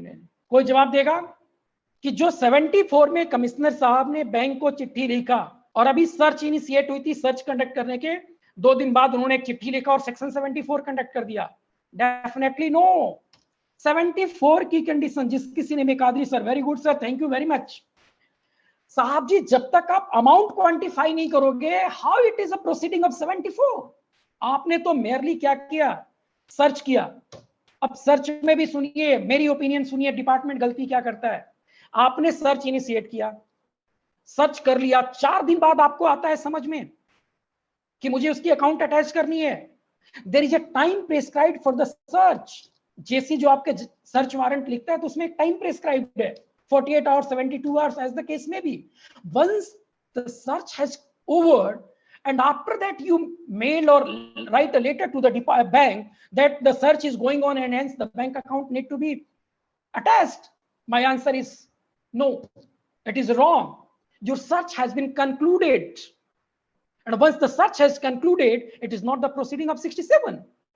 But practically ऐसे कर रहे हैं तो फिर कोर्ट में जाते हैं, कोर्ट की आपको उनको डांट पड़ती है, फिर अकाउंट डिफ्रीज होते हैं। सुनिए, यानी प्रोविजन क्या कहता है कि या तो 62, 63, 64, 67, 73, 74 में प्रोसीडिंग चल रही है। अब चूंकि टेक्निकल है तो इसके सेपरेट चाहिए, मैं बस ब्रीफ ही बोल सकता हूं। हमने कहा चलो जी प्रोसीडिंग चल रही थी, आपने बैंक अकाउंट अटैचमेंट का क्या कर दिया, लेटर लिख दिया, बैंक ने क्या कर दिया, अकाउंट को अटैच कर दिया। अब बैंक अकाउंट अटैच किया, आपको भी पता है कि बैंक अकाउंट अटैच होते सबसे ज्यादा बिजनेसमैन हरास्ट हो जाता है, he is unable to perform their businesses once the bank account is attached because all the modus operandi is through banking channels. Bank account he attach हो गया, मेरा तो बिजनेस ही बंद हो गया। डिपार्टमेंट का मानना है कि जितना हम परेशान करेंगे तो डेफिनेटली क्या करेगा, वो डरेगा, और डरेगा तो क्या होगा मैं नहीं कह सकता। एनीवे, अब आया इसमें अमेंडमेंट जो कि एप्लीकेबल नहीं है, बोथ हाउसेस से पास है। सुनिए जरा ध्यान से, क्या अमेंडमेंट आया। अमेंडमेंट में पहले हमने कहा था कि 62, 63, 64, 73, 74 की बात लिखी गई थी, अब लिखा any one of the proceedings covered under chapter 12, chapter 14, chapter 15 and persons covered under section 122(1) capital ए। शायद अब ये बात आपको समझ में आ रहा होगा। यानी ब्रॉडली स्पीकिंग आई से कोई भी प्रोसीडिंग जीएसटी डिपार्टमेंट का चल रहा है एक्सेप्ट ऑडिट, चैप्टर 13 को इन्होंने हटा दिया है, यानी ऑडिट वाली प्रोसीडिंग को छोड़ दें तो कोई भी प्रोसीडिंग चल रहा है तो इन्हें सिंगल लाइन आई से अमेंडमेंट लाने का मतलब इनका कि ब्रॉडर एस्पेक्ट किया बैंक अटैचमेंट को, प्रॉपर्टी अटैचमेंट को।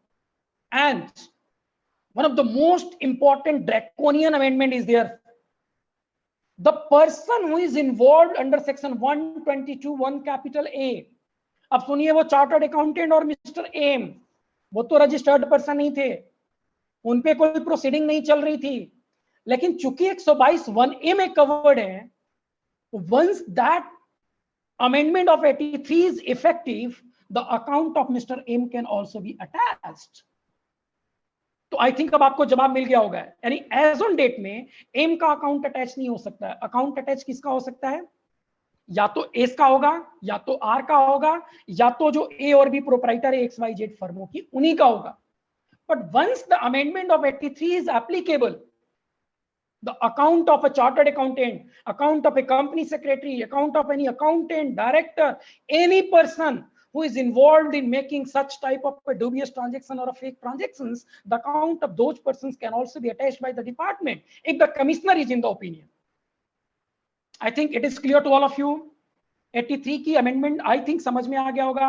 पहले के जवाब में हमने कहा एम का अकाउंट डिपार्टमेंट अटैच नहीं कर सकता, लेकिन जैसे ही 83 की अमेंडमेंट इफेक्टिव हो जाएगा, अब वो चार्टर्ड अकाउंटेंट का भी, उसके अकाउंटेंट का भी, उसके डायरेक्टर का भी, वो मास्टरमाइंड का भी, हर किसी के अकाउंट और प्रॉपर्टी अटैच किए जा सकते हैं, पर subject to once it is notified. But just ये नोटिफाइड होने वाला है, the moment it is notified ये प्रोविजन अब एप्लीकेबल हो जाएगा।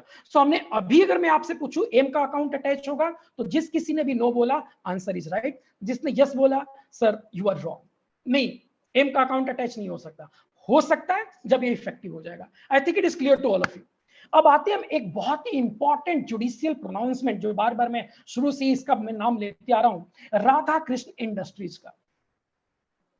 सुनिए क्या कहा Radha Krishna industries versus state of Himachal Pradesh. 20th of April 2021 को एक जस्टिस DY चंद्रचूड़ सर के द्वारा एक जजमेंट प्रोनाउंस होता है, बहुत ही ब्यूटीफुल ड्राफ्टेड है, 61 पन्नों की जजमेंट है, पढ़ेंगे पूरी GST लॉ की आपको क्लैरिटी हो जाएगी। आइए, पूरी डिटेल्स तो मैं नहीं डिस्कस कर सकता, there is a time bonding, I think 5:45 हो गया। अगर आपकी इजाजत हो तो मैं कम से कम 45 मिनट और लेक्चर लूंगा, उसके बाद ही क्वेश्चन आंसर सेशन शुरू करूंगा। बहुत सारी चीजें मुझे बतानी है, पहले मैं आता हूं जजमेंट पे। राधा कृष्ण के केस में क्या हुआ? राधा कृष्ण इंडस्ट्रीज लगभग 15-20 सालों से एक व्यापार करता हुआ चला आ रहा है, यानी कि प्री GST पीरियड से ही उसका एक व्यापार चला आ रहा था। उसका कोई एक सप्लायर था जिसने कोई सप्लाई दिया राधा कृष्ण को, और डिपार्टमेंट का एलिगेशन था कि what ever the supply made by your one up supplier is a fake supply, and department conducted search under 67। Department ने 67 पे उन पे क्या किया? सर्च कंडक्ट किया, और सर्च कंडक्ट करने के बाद they come to know that there are so many incriminating documents are found, so many checks और such type of things are found that, and they are have reasons to believe that yes these firms are not providing actual supply of goods or services, they are merely providing a fake invoices. And once the search has completed, the state department, चूंकि state का matter है, central का नहीं है, SGST department has sent a letter to the Radha Krishna, and after some days they attach the bank account of Radha Krishna। कहा कि जो उस सप्लायर से आप सप्लाई लेते हो, हम उसके यहां सर्च किए थे, और सर्च करने में ये पाया कि वो तो एक फेक इनवॉइसेस सिर्फ छापने, बिल छापने का काम करता है, और आपने उसके द्वारा सप्लाई लिया है, तो इसलिए आपने जो सप्लाई लिया ये फेक इनवॉइस है, फेक सप्लाई है। और फेक सप्लाई है तो आप आइए, अपने जवाब दीजिए, अपनी स्टेटमेंट रिकॉर्ड कराइए, साथ ही साथ आपकी अकाउंट को क्यों ना मैं अटैच कर दूं। अकाउंट को अटैच कर दिया गया। अब अभी तक की अगर मैं बात करूं, क्या डिपार्टमेंट को अकाउंट अटैच करने का राइट है, हाँ या ना? आपका क्या जवाब है sir? Dear learned participants, what your view?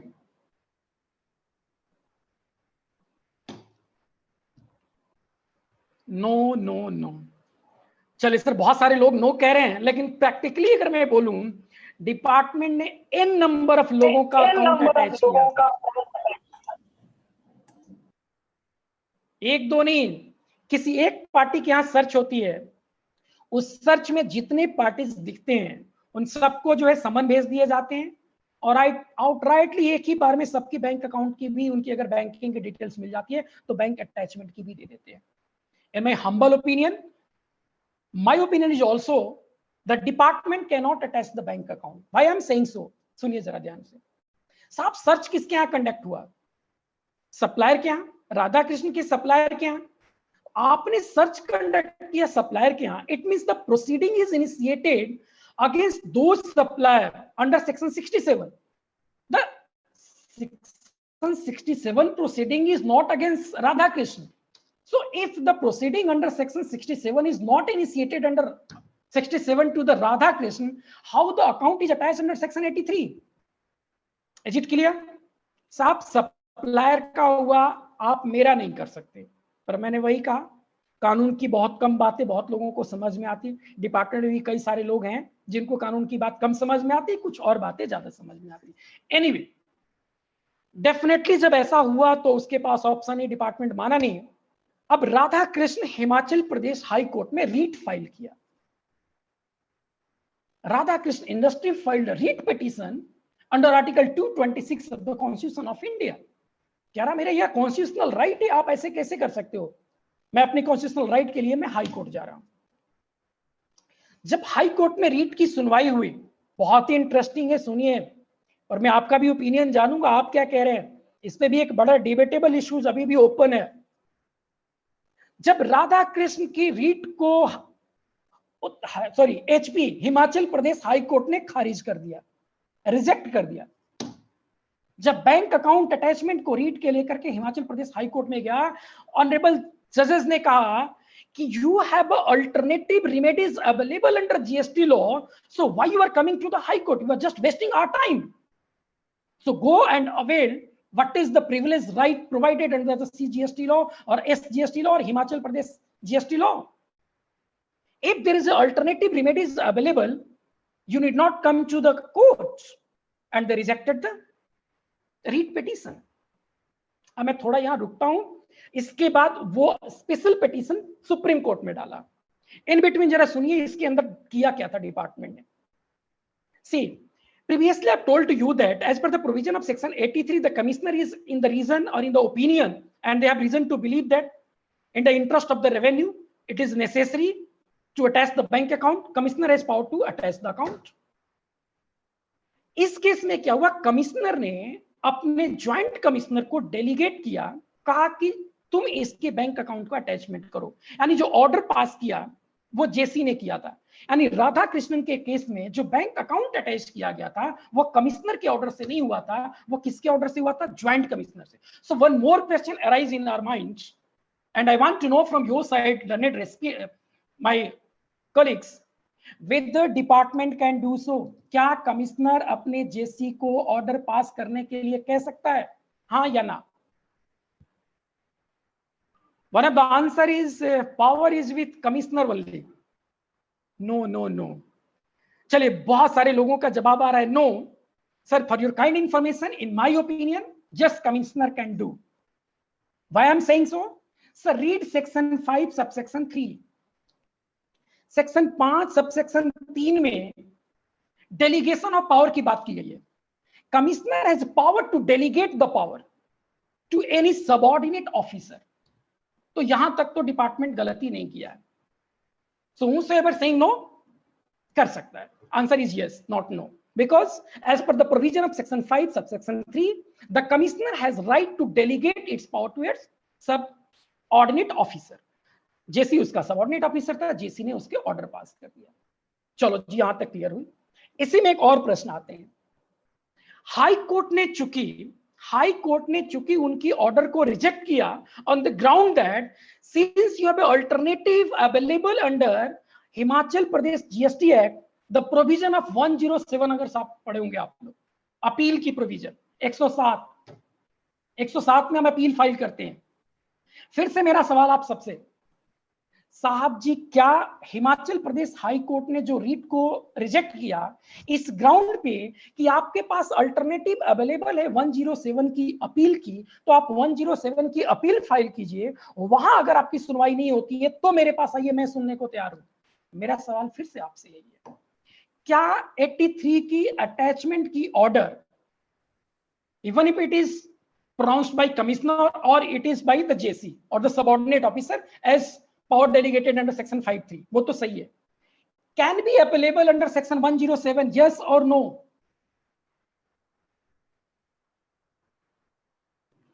Sir Qadri sir कह रहे हैं section 53 is not applicable for the admin purpose, it is applicable for board. No sir, इसलिए मैं कह रहा हूं, मैंने भी रीड किया, और इवन अगर आपके हाथ में सर राधा कृष्ण की जजमेंट है तो आप उठाइए और उसका पॉइंट नंबर 72 का क्लॉज नंबर 1 पढ़िए।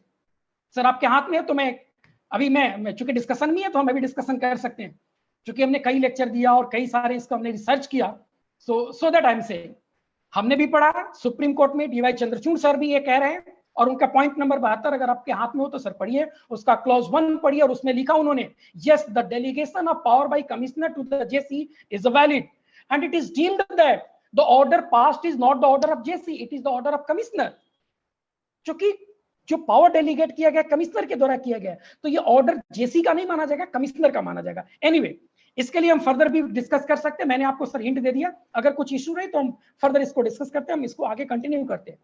अब एक सवाल यह है कि क्या हिमाचल प्रदेश हाई कोर्ट ने जो रीट को रिजेक्ट किया और कहा कि 107 अवेल कीजिए, आपके पास अवेलेबल राइट है। I am asking to all the learned participants whether Radha Krishna has option to opt 107 appeal, yes और नो?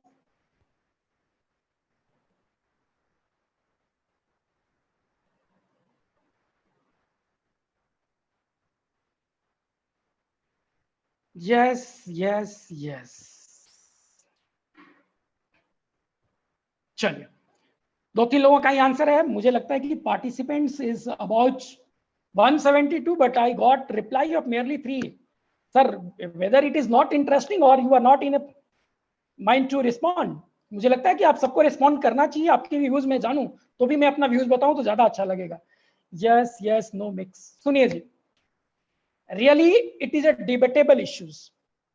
दो लोगों के, दो experts of the indirect tax have two different sets of opinion.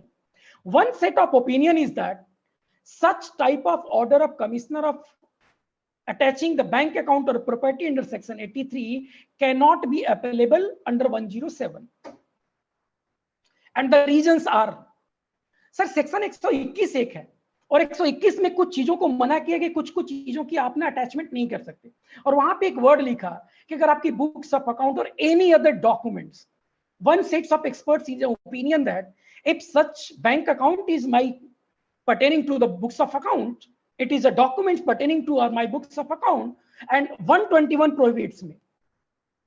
One set of opinion is in that commissioner appeal can be appealable. So it is a debatable. In my humble opinion, it cannot be applicable under section 107 because I am with the judgment of Supreme Court. Justice Chandrachud sir ने भी यही कहा, उन्होंने भी जब read किया तो उनकी भी इंटरप्रिटेशन यही आई। Although I am not confirming that whatever I am saying is a correct, it's my opinion. My opinion may be right और may be wrong, but there are two sets of opinion. One set of opinion is that yes it is applicable, but other sets of opinion is no it is not applicable, ये applicable नहीं है। Anyway, मैं इस dispute में नहीं जा रहा हूं। अब आते हैं हाई कोर्ट की जजमेंट पे। साहब ये हाई कोर्ट की जजमेंट में कहा, supreme court, honourable Supreme court ने कहा कि ये ऑर्डर तो माना जाएगा कमिश्नर का ही, और इस कमिश्नर के ऑर्डर को अपील नहीं किया जा सकता है। और ये चूंकि उन्होंने एक ये भी लाइन लिखा, even if there is alternative remedies available in the law. Sir मैं फिर से रिक्वेस्ट करूंगा, अपने माइक को आप म्यूट कीजिए, इट क्रिएट्स डिस्टर्बेंस। मैं बार बार कह रहा हूं, कुछ भी यहाँ पे ऐसा सीडी नहीं है कि मैं पॉज कर दूं फिर चलने लगेगा। क्या होता है कई बार बोलने के क्रम में ना डिरेल हो जाती चीजें। So my humble request to all the learned participants, please do mute your mic. हम जब डिस्कशन करेंगे so definitely one by one करेंगे। जो भी बात कहनी है आपको अपने चैट बॉक्स में कीजिए, इट्स क्रिएट डिस्टर्बेंस। और ये मेरे साथ थोड़ा है चूंकि मैं पीपीटी से नहीं पढ़ाता सर, कि मैं क्या पढ़ा रहा था और वही देख लिया सामने। जो कुछ भी होता है यहाँ होता है और आपको देखता हूँ, और देखते देखते सारी बातें निकलती रहती है। So my once again humble request to all the participants, please do mute your mic. If any query, put in a chat box, or any query we will discuss one by one. Anyway, coming back, so in a judgment he pronounced it is an order of commissioner, it cannot be appealable, and even if there is an alternative remedies available in the act, since it is a matter of principle of natural justice, so it must be being heard. और इसी आधार पे उस रीट को, special petition को accept किया गया था और हर्ड किया गया था। और उसमें बहुत सारे ऐसे कुछ पॉइंट्स उन्होंने रेज किया। सबसे पहला point, the provision of the bank attachment used by department is a very draconian. The attachment of the bank account is not a general provision. It is only when applicable in a specific situation, not in a general situation. You are using these 83 provisions in a general way. Since Radhakrishnan is doing business for a long period of time, since no any search has been conducted in the premises of Radhakrishnan, your search is conducted in the premises of one of supplier. So merely it is an allegation. So on the basis of allegation, you are just invoking the general provisions of the 83. No, not at all. 83 generalized provision नहीं है. ये तो specific provision है. आप इसका misuse कर रहे हैं. आप ऐसा नहीं कर सकते. आपको ऐसा right नहीं है. और चूंकि ये मैं बार बार कह रहा हूं, it is a judgement of supreme court, तो ये लैंड ऑफ द लॉ है. आपके साहब जी बिहार में भी अप्लाई है और Jammu Kashmir pan India apply है, और इसको चैलेंज नहीं किया गया डिपार्टमेंट के द्वारा, सरकार के द्वारा. सो इट इज एप्लीकेबल. इसलिए मैं बार बार कह रहा हूं, राधाकृष्ण की जजमेंट पढ़िए, बहुत ही शानदार, बहुत ही ब्यूटीफुल है. उन्होंने कहा कि 83 कोई जनरल प्रोविजन नहीं है, आप सब किसी पे डाल दो. ये वहां कह रहा है कि जहां आपको लग रहा है वो भगोड़ा है. भगोड़े आदमी को तो आप छोड़ देते हो जी. जो भगोड़ा है उसकी बैंक अकाउंट अटैच करो ना. वो एक रेगुलर टैक्स पेयर है, रेगुलर बेसिस पे आप उसकी कंप्लायंस कर रहा है, लगभग 15 साल से वो बिजनेस करते चला आ रहा है. सो आप कैसे कह सकते हैं कि नहीं उसकी अकाउंट की अटैचमेंट होनी चाहिए? आप इसको मिसयूज कर रहे हो. सो डिपार्टमेंट को बहुत बड़ा झटका लगा, सेटबैक दिया कि आप 83 की प्रोविजंस नॉर्मली अप्लाई नहीं करेंगे. ये स्पेसिफिक सिचुएशन में अप्लाई होता है जहां लगता है कि नहीं वो भाग सकता है, रेवेन्यू का वहां नुकसान हो सकता है. जब एक नॉर्मल टैक्स पेयर है, वो अपनी कंप्लायंसेस टाइमली कर रहा है, अपनी सारी टैक्सेस पे कर रहा है, और आप उनकी प्रीमाइसेस पे कोई सर्च भी नहीं कंडक्ट कर रहे हो. मेयरली आपकी एलिगेशन है कि नहीं उसने फेक इनवॉइस दिया है, और उस बेसिस पे आप उसको अकाउंट को अटैच कर सकते हो. ऐसा आप नहीं कर सकते हो. चलिए जी, एनी क्वेरी ओवर दैट? आगे बढ़े सर.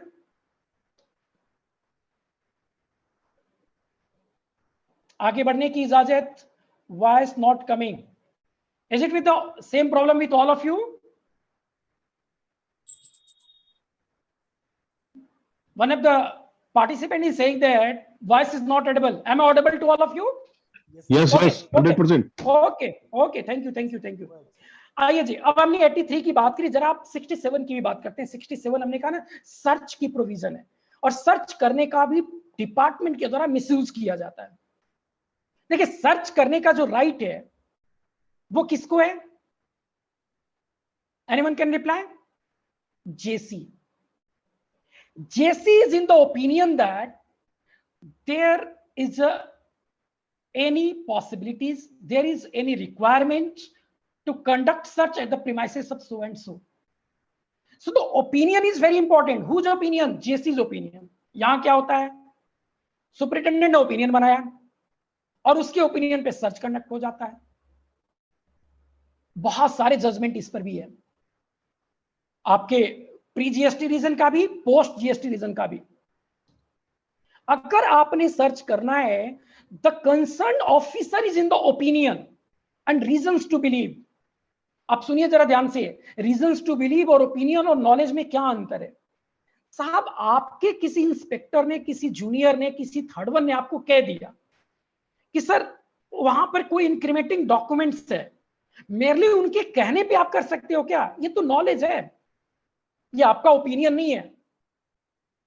जिस व्यक्ति को सर्च करने का राइट है उसकी ओपिनियन होनी चाहिए. यानी ज्वाइंट कमिश्नर के ओपिनियन में ऐसा लगता है कि उस प्रीमाइसेस पे कुछ मुझे मिल सकता है, तो पहली बात ओपिनियन किसका होना चाहिए?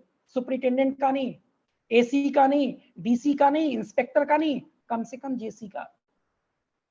जेसी is in the opinion. Opinion कब होगा? जब उसके पास कुछ ऐसे फैक्ट्स और एविडेंसेस होंगे. साहब, आप तो किसी के कहने पे सर्च कर दे रहे हो, अपने इंस्पेक्टर के कहने पे, तो पहले तो ये भी चैलेंजेबल है, ऐसा कर ही नहीं सकता. पर सर आप थ्योरेटिकली कह रहे हो, प्रैक्टिकली तो करते. आई डू एग्री साहब जी, ऐसा करते हैं वो, चलो करने दो. ऐसे ही एक भूमि एसोसिएट्स के केस में उन्होंने सर्च कंडक्ट किया, और करते क्या है सुनिए. जब वो सर्च करने जाते तो उनकी एक टीम होती है, और वो टीम होती है ना, पूरा आपकी घेराबंदी कर लेते हैं. और टू बी वेरी फ्रेंकली, आपको इतना हराश वर्ड में यूज कर रहा हूं, हरास किया जाता है कि आप थक जाते हो। 12-12, 14-14, 20-20, 24 घंटे तक आपके यहां सर्च चलता है, आपके मोबाइल छीन लिए जाते हैं, आपके साथ बदतमीजी से बात किए जाते हैं, आपको इतना हराश कर दिया जाता है और आपको बाउंड किया जाता है। प्राइमा फेसाई जो उनके नजर में आता है कि इतना है, वो जो उनके मन में आ जाए, आप इतना पैसा जमा करो, नहीं जमा करोगे तो मैं आपको अरेस्ट कर लूंगा। अब ध्यान से सुनिएगा, एक बहुत इंपॉर्टेंट बात मैं आपसे डिस्कस करने जा रहा हूं।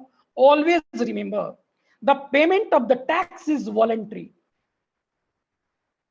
टैक्स पेमेंट के लिए कभी भी डिपार्टमेंट आपको फोर्स नहीं कर सकता। और साहब जी, अगर आपके पास कोई चिट्ठी आया हो टैक्स पेमेंट का तो मुझे दिखा दीजिए, कभी नहीं आया, दे ही नहीं सकते। बीच में 2 महीने पहले इन्होंने मार्च में सीबीआईसी ने एक उन्होंने सजेशन के नाम पे एक चिट्ठी तो भेजना शुरू किया था, वो भी चैलेंजेबल हुआ और उनको भी विड्रॉ कर लिया। यानी एक रास्ता उन्होंने ढूंढा था कि टैक्स अमाउंट बता देते थे और कहते थे, यानी डर भी जाता था पार्टी, और वो कहते थे कि नहीं नहीं नहीं, मैंने टैक्स मांग नहीं रहा हूं, मैं तो बता रहा हूं कि हमारा इन्वेस्टिगेशन गोइंग ऑन है, इतना आपकी फेक आईटीसी मुझे दिखा है आगे और दिख सकता है, तो इस बारे में आपको उचित कार्रवाई करनी चाहिए। यानी इनडायरेक्टली वो टैक्स मांग भी लेते थे और कहते थे हमने टैक्स कहां मांगा। फिर जब वो चैलेंज हुआ उनको उन्होंने विड्रॉ कर लिया सीबीआईसी ने, यानी वो चिट्ठी भी भेजना उन्होंने बंद कर लिया, एडवाइजरी लेटर जिसको हम कहते थे। यानी payment of tax is always voluntary. लेकिन वो क्या कहते हैं, ओरली कहते हैं। साहब जी कोई रिकॉर्ड तो है नहीं, वो तो कहेंगे हमने कभी टैक्स मांगा ही नहीं, आप तो वॉलंटरी, चूंकि आप जो टैक्स पे करते हो ना डीआरसी 03 वो वॉलंटरी लिखवाते हैं आपसे, और वो भी 74(5) में कराते हैं। और हमने 74(5) की रिपरकेशन आपको समझा चुके। एक जगह तो कर ही रहे हो, एक ट्रांजेक्शन को आपने सही करने के लिए दूसरे ट्रांजेक्शन को भी गलत कर रहे हो, और दूसरे ट्रांजैक्शन को भी गलत कर दिया तो सेम रिपरकेशन फर्दर आपके साथ होने वाला है। इनकम टैक्स में जो होगा वो अलग होगा। सेम उन्होंने भूमि एसोसिएट्स के केस में जब सर्च किया उन्होंने, तो सर्च के दौरान बहुत ही हरास किया असेसिस को और उसके मैनेजमेंट को, और उनको फोर्सफुली बोला कि आपको ये टैक्स जमा करना पड़ेगा, अगर आप टैक्स नहीं जमा करोगे तो मैं क्या करूंगा, आपको अरेस्ट कर लूंगा। उन्होंने रिट डाला, हाई कोर्ट गए, हाई कोर्ट ने क्लियर कट इंस्ट्रक्शन दिया, आप किसी भी हालात में ड्यूरिंग अ सर्च पीरियड कभी भी डीआरसी 03 नहीं भरवा सकते, बिकॉज सर्च एक आपकी क्या है, एडजुडिकेटिंग प्रोसेस नहीं है, एक तो आपकी इन्वेस्टिगेटिंग प्रोसेस है, इंक्वायरी है, इन्वेस्टिगेशन है। आप एडजुडिकेशन थोड़ी कर रहे हो। एडजुडिकेशन में टैक्स की बात की जाती है कि साहब ये आपकी टैक्स निकल के आ रही है, आपको क्या करना है, लड़ना है, जमा करना है, ये ऑप्शनल है। मैं बार बार कह रहा हूं, payment of tax is optional, no one can bound, no one can force to deposit you. आपको करना है कीजिए, नहीं करना नहीं कीजिए, नहीं करेंगे तो ठीक है, उनके लॉ में जो राइट है आपके ऊपर वो कार्रवाई करेंगे, पर कभी दबाव नहीं बना सकती कि आप टैक्स दीजिए। वो जितने भी दबाव बनाए जाते हैं वो ओरल बनाए जाते हैं। तो भूमि एसोसिएट्स के केस में इसी तरह से अगर आप कहें पोस्ट जीएसटी भी अगर मैं बात करूं, सॉरी प्री जीएसटी, तो डीजी इंपोर्ट एक्सपोर्ट, इसके पहले भी आप कहें तो गुलू versus commissioner of Delhi trade का है, दिल्ली हाई कोर्ट की भी जजमेंट, उसमें भी कहा कि ये सभी के सभी आपकी इंक्वायरी इन्वेस्टिगेशन का प्रोसेस है। आप इस टाइम में टैक्स की बात बिल्कुल नहीं कर सकते। जो आप घेराबंदी करके कहते हो इतना टैक्स जमा करो, और टैक्स नहीं जमा करोगे तो मैं क्या करूंगा, आपको अरेस्ट कर लूंगा। हाउ कैन यू से लाइक दैट? आप वहां पे कोई डॉक्यूमेंट्स कलेक्ट करने आओ, कोई एविडेंस कलेक्ट करने आओ, आपका इन्वेस्टिगेशन प्रोसेस चल रहा है, it is not adjudication. So if it is not adjudication, how you say that you have to deposit tax? No, आप ऐसा नहीं कह सकते। और 67 में तो ऐसा कहते हैं। तो भूमि एसोसिएट्स के उसके बाद उन्होंने इंस्ट्रक्ट किया बोर्ड को कि आप क्लियर कट इंस्ट्रक्शन दीजिए बोर्ड को और सभी अपने ऑफिसर को कि कभी भी आप सर्च के दौरान किसी भी हालात में आप कोई भी टैक्स अमाउंट जमा नहीं कराएंगे। अगर आप कोई टैक्स जमा करा रहे हैं तो आप ये गलत कर रहे हैं, ऐसा आप नहीं कर सकते। आप टैक्स तब जमा करेंगे जब आप किसी कंक्लूजन पे पहुंचते हैं, आपकी इन्वेस्टिगेशन कंप्लीट हो जाती है। जब इन्वेस्टिगेशन कंप्लीट होता है तो उस इन्वेस्टिगेशन के कंप्लीट होने के बाद आप उनको क्या देते हो, एक मेमो देते हो, उसके बाद उसको एक सो कॉज देते हो, सो कॉज पे सामने वाला रिप्लाई देता है, उसको लगता है तो जमा करता है, नहीं लगता तो फाइट करता है। आप फोर्सफुली जमा कैसे करा सकते हैं? Is it clear? Bhoomi associates का केस आई थिंक 67 क्लियर हो गया होगा। एक और केस डिस्कस करूंगा, उसके बाद एक प्रैक्टिकल केस, फिर आपकी क्वेरी लूंगा। एक case Canon India private limited, नाम सुना होगा आपने, बहुत इसमें भी डिपार्टमेंट को बहुत बड़ा सेटबैक लगा। 9th of March 21 को एक जजमेंट आया ऑनरेबल सुप्रीम कोर्ट का कैनन इंडिया का। इस केस का मैं आपको बताऊं जीएसटी से लेना देना नहीं है, परंतु चूंकि लॉ तो एक ही है, जीएसटी हो, इनकम टैक्स हो, कस्टम हो, प्रोविजंस तो सभी के सभी एक ही तरह से चलेंगे। जो बेसिस ऑफ प्रोनाउंसमेंट होगा सभी के सभी एक ही होगा। मैं 5 मिनट में इस केस को ब्रीफ कर रहा हूं। क्यों मैं बार बार कह रहा हूं कि आपको अपनी जो दिमाग है चार्टर्ड अकाउंटेंट के साथ साथ एडवोकेसी की भी टिप्स लगानी पड़ेगी। सुनिए इस केस में क्या हुआ था। एक कस्टम में प्रोविजन था है, अगर कोई भी इंटरनल और एक्सटर्नल मेमोरी 30 मिनट्स या उससे ज्यादा की स्टोरेज करेगा तो उस पर बेसिक कस्टम ड्यूटी इन्वोक्ड होगा, लेविड होगा। लेकिन अगर 30 मिनट से कम होगा तो उस पर बेसिक कस्टम ड्यूटी एप्लीकेबल नहीं होगा। Are you getting my point? यानी एक ऐसी इंटरनल मेमोरी जो कि 29 मिनट्स 59 सेकेंड्स पे स्टॉप हो जाता हो, और वो इंटरनल मेमोरी अगर वो बाहर से इंपोर्ट करता है तो उस पर बेसिक कस्टम ड्यूटी नहीं लगेगा। कैनन, सोनी, ये कंबाइंड केस है। 700 करोड़ का ये केस बुक किया था डीआरआई ने, और सुप्रीम कोर्ट ने एक झटके में इसको क्वेस्ट कर दिया। सुनिए जरा ध्यान से, मैं बार बार कह रहा हूं, लॉ को समझना बड़ा जरूरी होता है। और मुझे ऐसा लगता है बीइंग अ चार्टर्ड अकाउंटेंट, आपसे हमसे कोई बेहतर दूसरा लॉ नहीं पढ़ सकता। उस केस में लगभग 700 करोड़ की टैक्स की अमाउंट बनती। उस कैनन इंडिया ने एक फर्मवेयर, एक सॉफ्टवेयर डेवलप किया, और जैसे ही 29 मिनट्स 59 सेकेंड होता था उसकी स्टोरेज स्टॉप हो जाती थी। उसकी स्टोरेज क्या हो जाती? स्टॉप हो जाती। अब वो ये क्लेम कर रहा है कि मेरा जो प्रोविजन है वो जो बेसिक कस्टम ड्यूटी के एग्जम्पशन के लिए वो एप्लीकेबल है, क्योंकि मेरे किसी भी इंटरनल मेमोरी पे 30 मिनट्स या उससे एक्सेस की स्टोरेज नहीं हो रही है। और अगर 30 मिनट्स और उससे ज्यादा की स्टोरेज नहीं हो रही है तो मेरे बेसिक कस्टम की क्या मिलनी चाहिए? एग्जम्पशन मिलनी चाहिए, लेविट नहीं होगा। डीआरआई ने ये केस बुक किया। उसने कहा नहीं, आपका यहां पर इंटेंशन मालाफाइड है। एक्चुअल में जो आपकी जो स्टोरेज कैपेसिटी जो आपकी है उस इंटरनल मेमोरी की, वो तो ज्यादा की है। You are merely putting a firmware, एक आपने सॉफ्टवेयर ऐसा डेवलप किया और ऑटो कट हो जाता है, इसलिए वो कम हो जाता है। ऐसा नहीं है, एक्चुअल में तो आपका ज्यादा का आप पे बेसिक कस्टम ड्यूटी लगनी चाहिए। चलो जी, ये लिटिगेशन का तो विषय था। ये लड़ते लड़ते मैटर कहां चला गया? सुप्रीम कोर्ट में। सुनिए, जब सुप्रीम कोर्ट में क्या बहुत ही इंटरेस्टिंग जजमेंट किसी और मैटर पे पूरी की पूरी 700 करोड़ की डिमांड रिक्वेस्ट हो गई। एक कस्टम में सेक्शन 28(4) में एक राइट है, सुनिए ध्यान से। वो क्या कहता है कि जिस ऑफिसर ने आपकी असेसमेंट किया है, रीअसेसमेंट की भी पावर उसी ऑफिसर को है, दूसरा कोई ऑफिसर रीअसेस नहीं कर सकता। यानी कि उस कैनन इंडिया का कोई जुरिडिक्शनल ऑफिसर होगा, कस्टम में उसने उसकी असेसमेंट ऑलरेडी कर चुका है। अगर उसको लगता है कि उसने बेसिक कस्टम ड्यूटी की चोरी किया, वायलेशन किया है, तो उसको क्या करना है? रीअसेस करना है। कोई और भी चीजें निकल के आ सकती है, तो किसको राइट है? उसी प्रॉपर ऑफिसर को है, किसी दूसरे इन्वेस्टिगेटिंग एजेंसी को नहीं है, डीआरआई को नहीं है। और मेयरली इस बेसिस पे वो 700 करोड़ की टोटल डिमांड रिक्वेस्ट हो गई। यानी सुप्रीम कोर्ट ने पे एक्चुअल डिस्कशन तो हुआ ही नहीं कि कैनन सोनी ने जो ये फर्मवेयर डेवलप करके जो 29 मिनट्स 59 सेकंड्स में स्टॉप हो जाता था, ये मालाफाइड है, जेन्युइन है, बोनाफाइड है, इस पे कोई डिस्कशन नहीं हुआ। पूरी की पूरी केस सिर्फ इस बात पे हो गई खारिज कि डीआरआई के जुरिडिक्शन में है ही नहीं, डीआरआई इसको कर ही नहीं सकता। मैं इस केस को आपके लिए इसलिए डिस्कस किया, आप डीजीजीआई का नाम सुने होंगे। आज जितने लोग ईडी सीबीआई से खौफ नहीं खा रहे, वो डीजीजीआई आजकल इतने डरा के रही।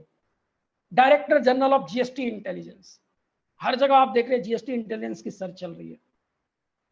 यानी अगर आपके किसी क्लाइंट को, आपके किसी पार्टी को इस तरह के केसेस हुए तो आप कैनन इंडिया प्राइवेट लिमिटेड की केस को कोर्ट कर सकते हैं।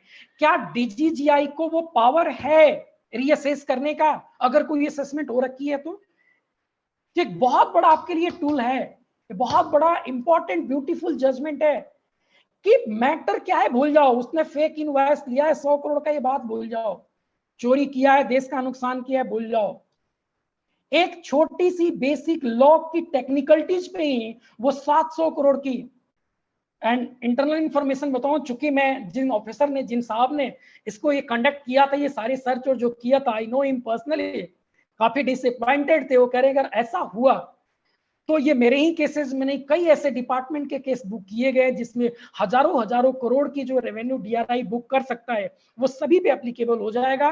तो डिपार्टमेंट इस पे रिव्यू पेटिशनर या सरकार से करने वाली है कि इसको क्वेस्ट किया जाए। लेट अस सी, वो हमारे एक इंटरनल डिस्कशन है। अनलेस और अदरवाइज जब ये क्वेस्ट नहीं होता है, कोई चेंज नहीं आता लॉ में, तब तक चूंकि सुप्रीम कोर्ट की जजमेंट है, so it is a judgement of the land of the law. यानी अगर आपके किसी क्लाइंट के केस में आपको लगता है, कई जगहों पे मैं आपको बताऊं डिपार्टमेंट गलत समन भेजता है, अगर मॉडरेटर आपकी इजाजत हो तो सेक्शन 70 पे भी डिस्कस करूं मैं। अभी तो मुझे प्रैक्टिकल केस भी डिस्कस करना और मैं टाइम को 6 के ऊपर चला गया। सो रामाशंकर जी कितना टाइम मुझे अभी अलाउ कर रहे हैं उसी हिसाब से मैं आगे बढ़ूंगा। रामाशंकर जी आप हैं, क्योंकि मुझे क्वेश्चन आंसर भी अभी लेने आपके। मुकुल सर, रामाशंकर जी। हाँ सर, हम लोग अभी 6:10 हुआ है, 10-15 मिनट में इसको कर लें कंप्लीट। अच्छा, तो फिर मुझे या अगर पार्टिसिपेंट्स अगर परमिट करें तो 6:30 तक। चलिए मैं पार्टिसिपेंट से ही पूछता हूं उनका क्या मूड है, क्योंकि बहुत कुछ इसमें अभी तो मैंने प्रैक्टिकल केस तो लिया ही नहीं, डिपार्टमेंट कैसे बुक करता है क्या, ये सभी के सभी मैंने टेक्निकल चीजों पे लॉ क्या कहता है और उसके इर्द गिर्द और अमेंडमेंट के बीच रहा। बेसिकली ये जो सेशन है ना, पूरी 6 घंटे की सेशन होती है, 2.5 घंटे के और आधे घंटे के ब्रेक के साथ जब चलता है तो मजा आता है। पर कोई बात नहीं, कोशिश करेंगे। बहुत सारे लोग कह रहे हैं continue continue, kindly continue continue, interesting. चलिए, थैंक यू वेरी मच। अगर आपका इंटरेस्ट है तो मेरा तो खैर इंटरेस्ट का टॉपिक ही है।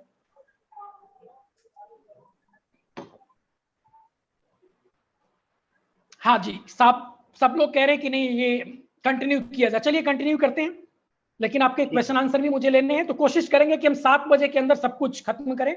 6:30 तक कोशिश करते हैं कि लेते आधे घंटे क्वेश्चन आंसर का सेशन रखेंगे। हाँ, ठीक है सर, अगर आप सभी पार्टिसिपेंट्स और पैनलिस्ट मुझे परमिट करें तो। चलिए, जैसा कि पार्टिसिपेंट्स और पैनलिस्ट दोनों ने परमिट किया, थैंक यू वेरी मच।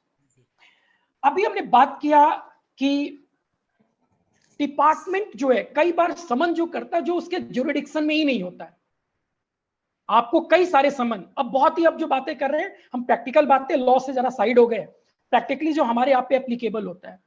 साहब, सबसे पहला जो हमारी लड़ाई शुरू होती है ना, वो समन से होता है। आप सभी क्लाइंट के हाथ में ना सेक्शन 70 का एक समन आता है। वर्ड यूज कर रहा हूं सर, सेक्शन 70। सेक्शन 70 का समन डिपार्टमेंट आपको भेज देता है और कहता है कि आप सो एंड सो डेट को सो एंड सो डॉक्यूमेंट के साथ प्रेजेंट हो जाइए।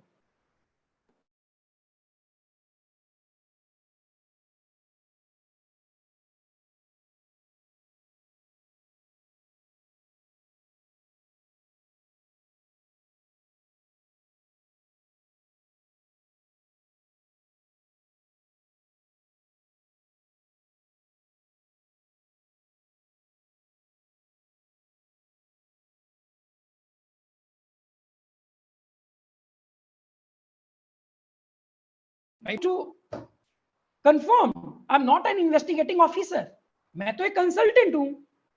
वो एलिगेशन डिपार्टमेंट का है, वो चोर है नहीं है ये मैं कंफर्म कर सकता हूं क्या? Not at all. तो मुझे तो उसको कंसल्टेंसी देनी है। So indirectly I am saying that even if it is a case of the fake invoice, पहली दफा आपको 70 में समन आता है। सर, समन को ना जरा ध्यान से पढ़िएगा।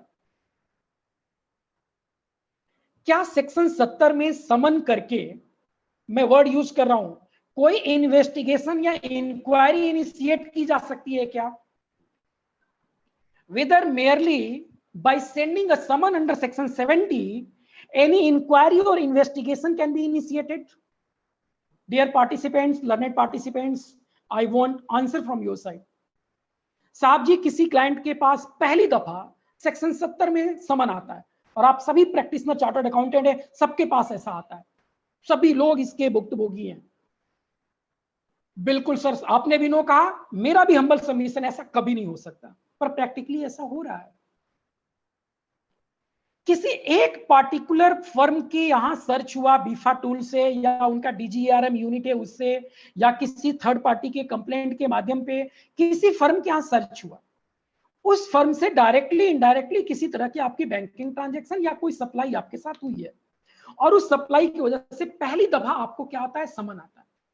और उस समन में क्या कहा जाता है कि आप इस पार्टिकुलर डेट को आइए, अपने स्टेटमेंट रिकॉर्ड कराइए और ये डॉक्यूमेंट कीजिए। साहब जी पहली बात तो याद रखिए, समन कब इशू किया जाता है? समन हमेशा पहली बात वो इशू करेगा जो इंक्वायरी कर रहा है। इंक्वायरी कर रहा है, इंक्वायरी किसकी चल रही है? मेरे सप्लायर की, मैं अपने एग्जांपल पे आ जाता हूं, या रेसिपिएंट की चल रही है। रेसिपिएंट आर ने क्लेम किया, उसके यहां सर्च हुआ, या जो XYZ फर्मे थी उसके यहां सर्च हुआ, उसके बिहाफ पे आर को और एस को क्या हो गया? समन हो गया। चलो जी, मेरा इस पे हम्बल सबमिशन ये है कि साहब जी पहली बात, समन करने का जो राइट है उस व्यक्ति को है जो इंक्वायरी कर रहा है। चलिए जी, अब कई बार डिपार्टमेंट ये प्ली लेता है कि साहब जी ये जो इंक्वायरी कर रहे थे, इस इंक्वायरी से पर्टेनिंग उस आर के पास, उस एस के पास कुछ इंफॉर्मेशन है और वो इंफॉर्मेशन मुझे लेने का हक है। हाँ, इस बात से मैं भी सहमत हूं। आप इंक्वायरी XYZ फर्मों का कर रहे हैं और आपको लगता है, you have reason to believe that you have का मतलब the person who is doing inquiry and investigation, inquiry कर रहा है, असिस्टेंट कमिश्नर और समन सुपरिटेंडेंट नहीं भेज सकता। पहली बात वो चैलेंजेबल, वहीं क्वेस्ट हो जाएगा। आप वहां सब कुछ उसको डिमांड बना लेने दीजिए, जैसे ही कोर्ट में जाएंगे पूरा का पूरा क्वेस्ट हो जाएगा। कैनन इंडिया प्राइवेट लिमिटेड का जजमेंट कर लेने दीजिए, 100 करोड़ की पेनाल्टी, जो बनाना है बना लो, जो टैक्स लेना है ले लो। चूंकि जो इंक्वायरी कर रहा है, जेएसके सुप्रीम कोर्ट की जजमेंट है इस केस में भी कि आपके पास रीजंस टू बिलीव होना चाहिए, और वो कौन जो इंक्वायरी कर रहा है, हाँ, उनको ये जरूर राइट है कि उस इंक्वायरी के पर्टेनिंग अगर कोई एडिशनल इंफॉर्मेशन किसी के पास है तो वो मंगा सकता है। ध्यान से सब सुनो, हमने कहा वो एडिशनल इंफॉर्मेशन मंगा सकता है, इंक्वायरी नहीं कर सकता। पर यहां क्या हो रहा है, 70 में आपको समन भेजा और आप ही के इंक्वायरी शुरू कर दिया। वो XYZ को छोड़ देता है, उसको पता चले तो रिक्शा पुलर है, वो तो ड्राइवर, इसके पास कुछ नहीं मिलेगा, असली माल तो लेके बैठा आर और एस, और ये कौन है? एम। इनको समन दो और समन बुला के यहां से इंक्वायरी इनिशिएट कर दो। My humble submission to all the participants, all the panelist, sir ये जो डिपार्टमेंट कर रहा है वो गलत कर रहा है। आप इंक्वायरी XYZ का कर रहे हो, इनको समन कर सकते हो और समन करके कोई इंफॉर्मेशन मंगा सकते हो, रिकॉर्ड मंगा सकते हो। I am using the word record. अब सुनो जी, बहुत सारे ऐसे समन हमने देखा है जिस समन में वो क्या लिखते हैं, please provide GSTR 3B, GSTR 1, और वर्ड लिखते हैं attested GSTR 1, attested GSTR 3B। Do you think that these are records? अगर मैंने कहा आर को समन कर दिया, DGGI पटना ने, XY के यहां सर्च हुआ था X के यहां, और आर को समन करता है और ये कहता है उस समन में, mister show and so produce personally on that particular date or that particular time and produce so documents, और डॉक्यूमेंट के लिस्ट में नाम क्या होता है? नंबर 1, वो कहता है कि आप मुझे 26A लाओ, वो कहते हैं 3B लाओ, वो कहते हैं GSTR 1 लाओ सर्टिफाइड। My humble query to all of you, is GSTR 1, is GSTR 3B, is 26A a record for R and S? R और एस के लिए क्या ये रिकॉर्ड है, हाँ या ना? नो, नॉट एट ऑल, बिल्कुल भी रिकॉर्ड नहीं है साहब। रिकॉर्ड का मीनिंग ही नहीं पता डिपार्टमेंट को, कितनी बार पढ़ा लिया वो भूल जाते हैं, क्योंकि उनका इंटेंशन कुछ और है। Sir record books of account है, लेजर है, परचेज लेजर है। पहली बात, यानी इस तरह की गलतियां है, आप मनी मन खुश रहो, वो जजमेंट 110% आपका क्वेस्ट होगा, even if it is a matter of fake invoice, even if it is made a fake invoice of 100 crore, how many crore, it is इमैटेरियल। क्योंकि जो लॉ की प्रोसीजर है वो तो आपको फॉलो करना पड़ेगा। आप 70 में समन करके हमारा इंक्वायरी इन्वेस्टिगेशन कर रहे हो, आपको राइट जरूर है मुझे बुलाने का, मुझे बुला करके मुझसे स्टेटमेंट ले सकते हो, मुझसे इंफॉर्मेशन ले सकते हो, रिकॉर्ड ले सकते हो। नहीं, रिकॉर्ड का मीनिंग भी तो पता होना चाहिए। अब वो कहते हैं ना कि आप जितने सप्लायर हैं उनके सप्लायर का घर का पता लाओ, उनके मोबाइल नंबर लाओ। मेरा फिर से आपसे सवाल है, सर सभी के लिस्ट का मोबाइल नंबर बनाना, उनका घर का पता लिखना, is this a record for S&R? Please respond sir. आप सभी पैनलिस्ट, सभी मैं रिक्वेस्ट करूंगा प्लीज रेस्पॉन्ड करते रहे। बिल्कुल नो, सबका answer no, it is not a record, it is a creating of record. There is a difference between record and creation of record. साहब सुपरिटेंडेंट और इंस्पेक्टर जो वो कह रहा, मैं तुम्हारा नौकर नहीं हूं कि तुम जो कहोगे मैं क्रिएट करूंगा। रिकॉर्ड का मतलब वो है जो किसी लॉ में ऑलरेडी क्रिएट किए जाते हैं, और वो मैंने किया। लेट इस मैं कोई एक असेसी हूं जो मैं 44 एडी और एडी ऑप्ट कर रहा हूं, मेरा बैलेंस शीट पीएल ही नहीं है, और आपके सेक्शन 70 में समन आता है और वो क्या कहता है, produce balance sheet and PL. बहुत सारे आपके पास आए होंगे, मैं आपको फिर से कह रहा हूं, बहुत ही इंपॉर्टेंट आपके लिए समन है वो। चाहे जितना डिमांड कर ले, वो डिमांड क्वेश्चन हो जाएगा, because department can not force you to create document, create records, because the person who is filing the record or returns under section 44 AD or ADA, there is no need to be creating balance sheet and PL. सभी income tax के practitioner आप जानते हैं कि यहाँ balance sheet PL बनते नहीं है, और समन में मेरे से क्या मांग रहा है बंदा, ऑफिसर मेरे से क्या मांग रहा है कि आप अपने बैलेंस शीट और पीएल मुझे दीजिए। मेरा फिर से आपसे सवाल, सर ये बताया जाए, क्या ये मेरा बैलेंस शीट पीएल बनता है? क्या बनता ही नहीं है तो मेरा रिकॉर्ड ही नहीं है, और आप कह रहे हो क्रिएट करो। Department can not force to create any record. Yes, department can force, department can ask, department can request, demand for the record, not for the creating records. Are you getting my point? तो पहली बात तो हमने कहा कि जिस किसी भी केस में इस तरह के आ रहे हैं, आप उस समन को ही चैलेंज कीजिए, आपके अगेंस्ट जो इंक्वायरी इन्वेस्टिगेशन चल रही है सब बंद हो जाएंगे। कि आपको राइट भी है इस तरह की करने का क्या? नॉट एट ऑल, ऐसा कभी नहीं कर सकते आप। तो यहां उल्टा ही हो रहा है, समन भेज दिया और वहीं से इंक्वायरी कर दिया। दूसरी सुनिए इंपॉर्टेंट इसमें और पॉइंट, कंपनी के केस में बोर्ड ने स्पेसिफिकली इंस्ट्रक्शन दिया कि आप मैनेजिंग डायरेक्टर को नहीं बुलाओ। आपको लगता है कि कोई इंफॉर्मेशन है तो उनके एम्प्लॉय को पहले बुलाओ। मैनेजिंग डायरेक्टर को तो तभी बुलाया जा सकता है जब उस पार्टिकुलर ट्रांजेक्शन के बारे में किसी को नहीं पता है। जैसे मैं प्रैक्टिकली एक एग्जांपल दूं, किसी XYZ लिमिटेड या आर लिमिटेड कोई कंपनी है और उसके डायरेक्टर को समन जाता है, डीजीजीआई ने सेक्शन 70 में समन किया कि आप अपनी परचेज लेजर लेकर के आओ, परचेज रजिस्टर लेकर के आओ और अपनी क्या करो, स्टेटमेंट रिकॉर्ड कराओ। अब जिस डायरेक्टर को जो समन हुआ है उसने जिंदगी में कभी परचेज डील ही नहीं किया है, वो फाइनेंस देखता है, वो मार्केटिंग देखता है बंदा, और आपने समन किया उस डायरेक्टर को। Is it possible? डिपार्टमेंट जो भी सवाल पूछेगा उसको वो जवाब ही नहीं दे पाएगा। सर ऐसे बहुत सारे समन आते हैं। मैं हम्बल रिक्वेस्ट, आने दीजिए, आप एक उनको सिंपल रिस्पॉन्ड जरूर कीजिए समन का। आप उनको एक लेटर लिखिए कि साहब जिस हिसाब से आप इंफॉर्मेशन मांग रहे हो, जिस पर्पज से लिए, उस पर्पज के लिए मिस्टर शो एंड सो के पास इंफॉर्मेशन नहीं है, मिस्टर शो एंड सो है, और मिस्टर शो एंड सो को आप बुलाइए और उनसे इंफॉर्मेशन रिकॉर्ड करा लीजिए। दूसरी इंपॉर्टेंट चीज सेक्शन 70 को लेकर के, दूसरी तीसरी बेसिकली, जब कभी भी सेक्शन 70 में आपको डिपार्टमेंट बुलाता है और टेक्निकल क्वेरी पूछता है, I am using the word technical,